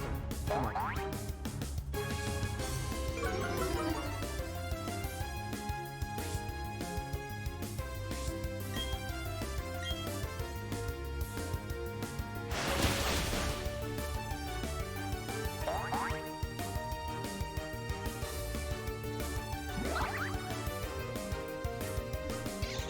Still no shinies.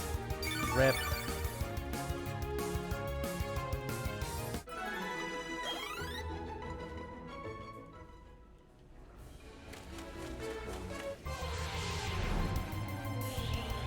I don't know if we're gonna get Burbo up to level 70 before end of stream. Kinda doesn't seem like it.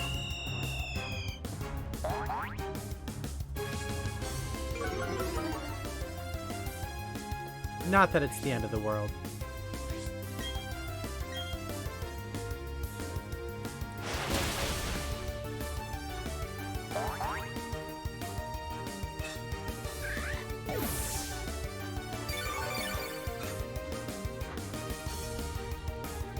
I'll take the hit points either way, or the hit points. I'll take the hit points either way. All right.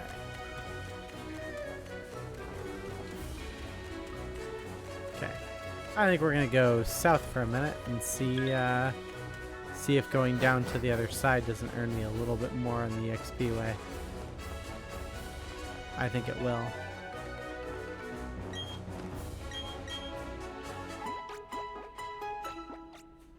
Will it level me up? Probably not, but at the very least I think it'll get me a little more experience points.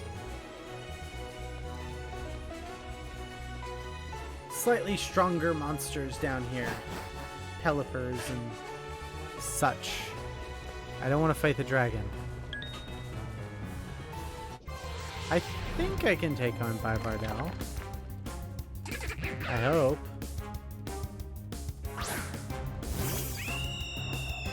Uh-oh. I hope.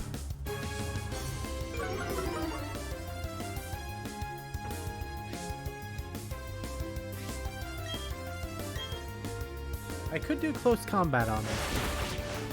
Oh no, it's okay. Aerial Ace took him out. Good. Yeah, it's significantly more experience points. We could probably grind out some Bivardel for a bit here.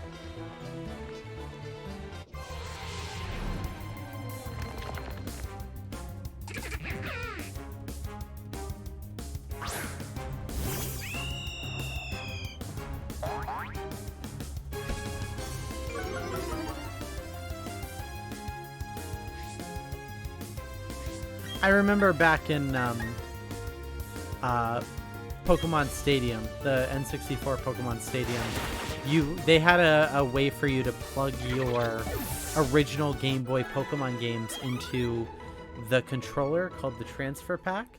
It was so that you could transfer your Pokemon between Pokemon Stadium and like Red, Blue, Yellow. So you were able to use your Pokemon in Pokemon Stadium. But I remember you could also play your Pokemon games in that. And if you beat Pokemon Stadium, not only could you play them, but you could speed the games up. There was like a 2 times and 4 times speed up the game option, where you had to beat Pokemon Stadium first, but then you could play through Pokemon even faster by speeding up the ROM, basically speeding up the game, because the N64 had increased specs and could do that. It made level grinding like this a lot easier because the original Game Boy Pokemon games were much slower for several different reasons. Yeah, it was always a pain in the butt to wait for to wait basically for all the stats and stuff to pass the screen and to let the Game Boy kind of think and load. So unfortunately you can't do that now. I would if I could, but hello, Pelipper.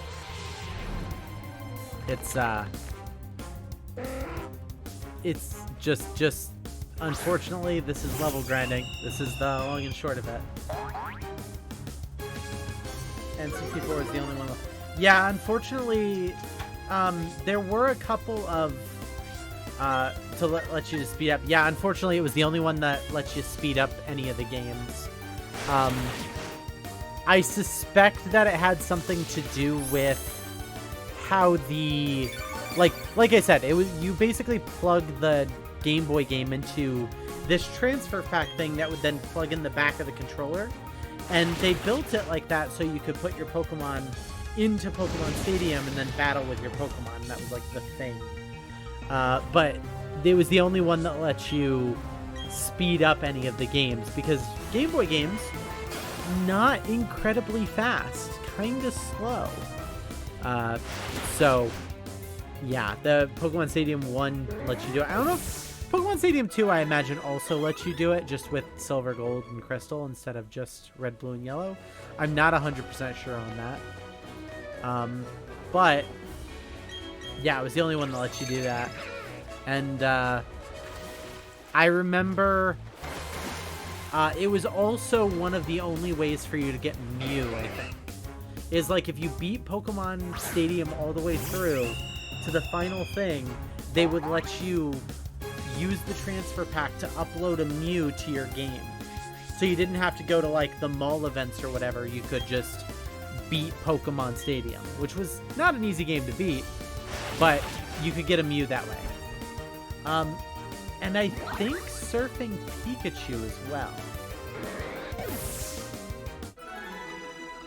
So there's the ability for Pikachu to get the surf move and a surfboard. And it's like, it's a special type of Pikachu. And it's hard to get a Surfing Pikachu because usually it has to be an event of some sort. But yeah, I think Surfing Pikachu is also something you can get with, you needed to do something in Pokemon Yellow and then do it in Stadium, and it would unlock the event for you to get Surfing Pikachu, something like that.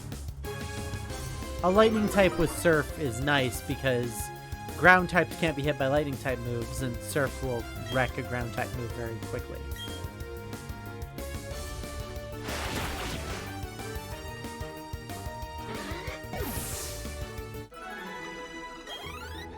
Oh, Hat's nearly there. We'll probably go until I get Burbo up to level 70, just because they're so close.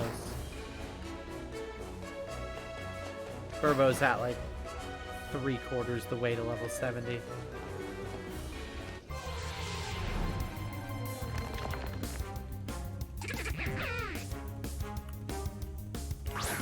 One of the things that I'm afraid of is because I'm running into all these wild Pokemon, but they're like not very rare wild Pokemon, it'd be a huge bummer if one of them rolled and got the shiny.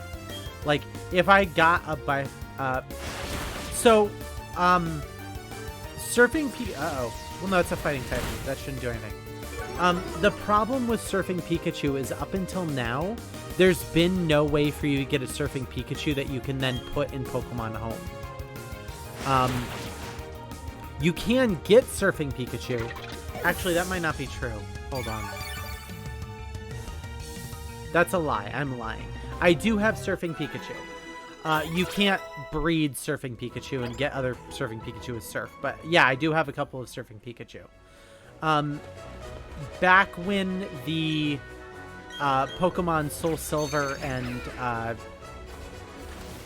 Heart Gold came out, which were remakes of the second generation, they included the Pokewalker, which is this thing right here.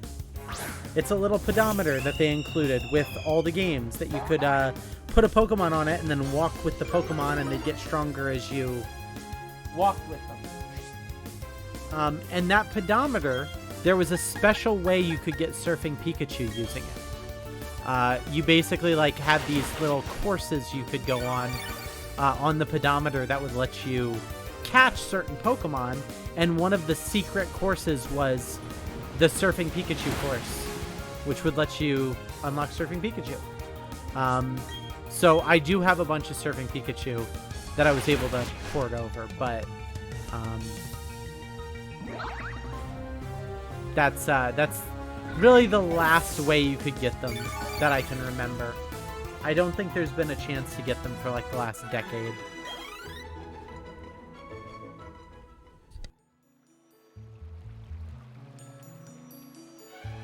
There might have been a mystery gift that let you get it, but I don't recall one off the top of my head. But yeah,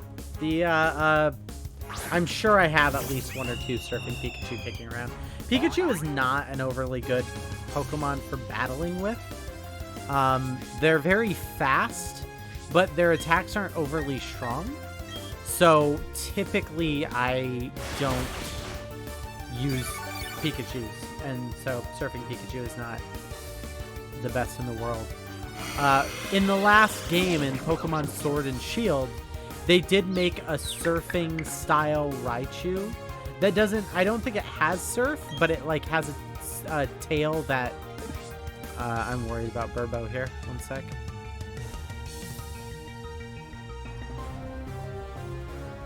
I think Burbo's okay. Please don't hurt yourself. That'd be really frustrating. Okay, we're good. The Raichu has like a surfboard tail, and it can surf on its own tail. Oh, Sun and Moon. Yeah, you're right. In Sun and Moon, there's a Raichu as a surfboard tail, and it can like levitate on its own tail and like surf on it. And so that's like the last like, I guess like reference to surfing Pikachu for a while. So. All right, that is Burbo at level 70, boys.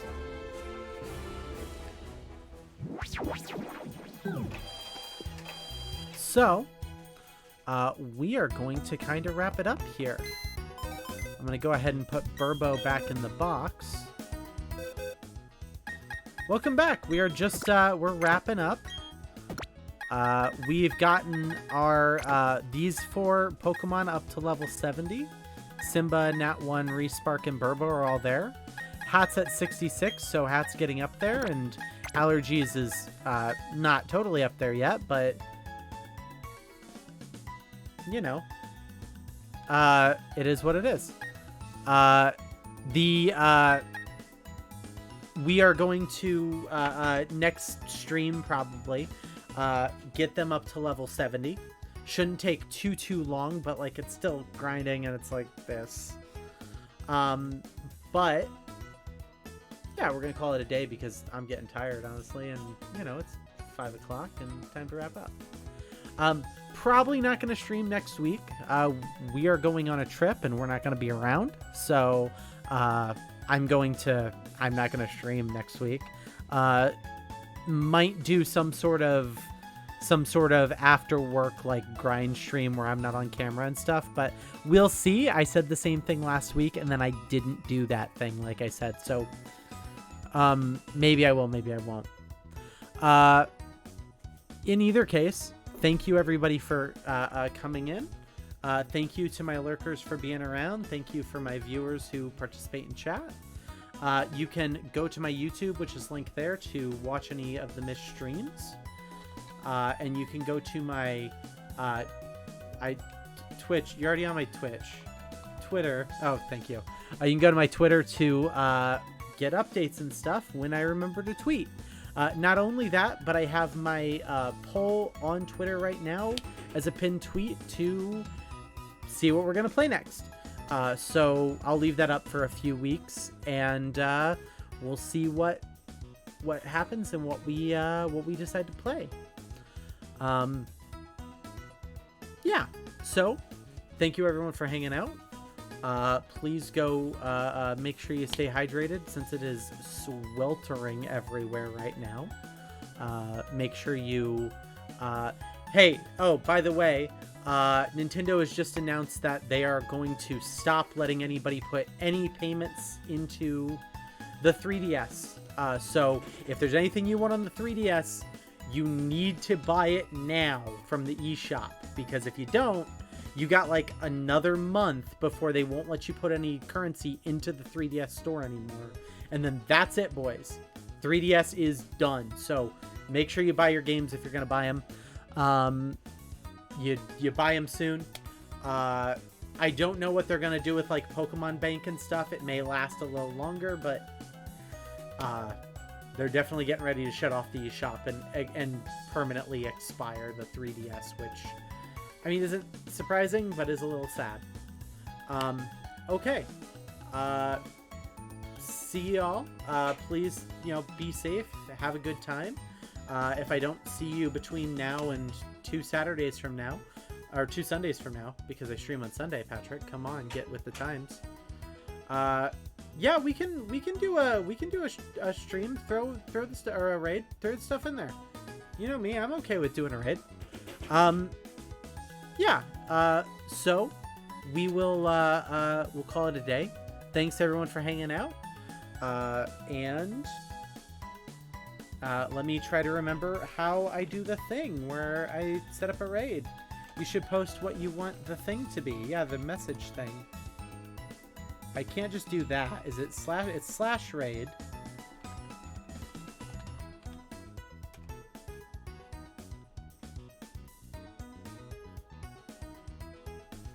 Okay. So have a nice night, everybody. Talk to you later. Everyone queued up for the raid. I'll hit the button, but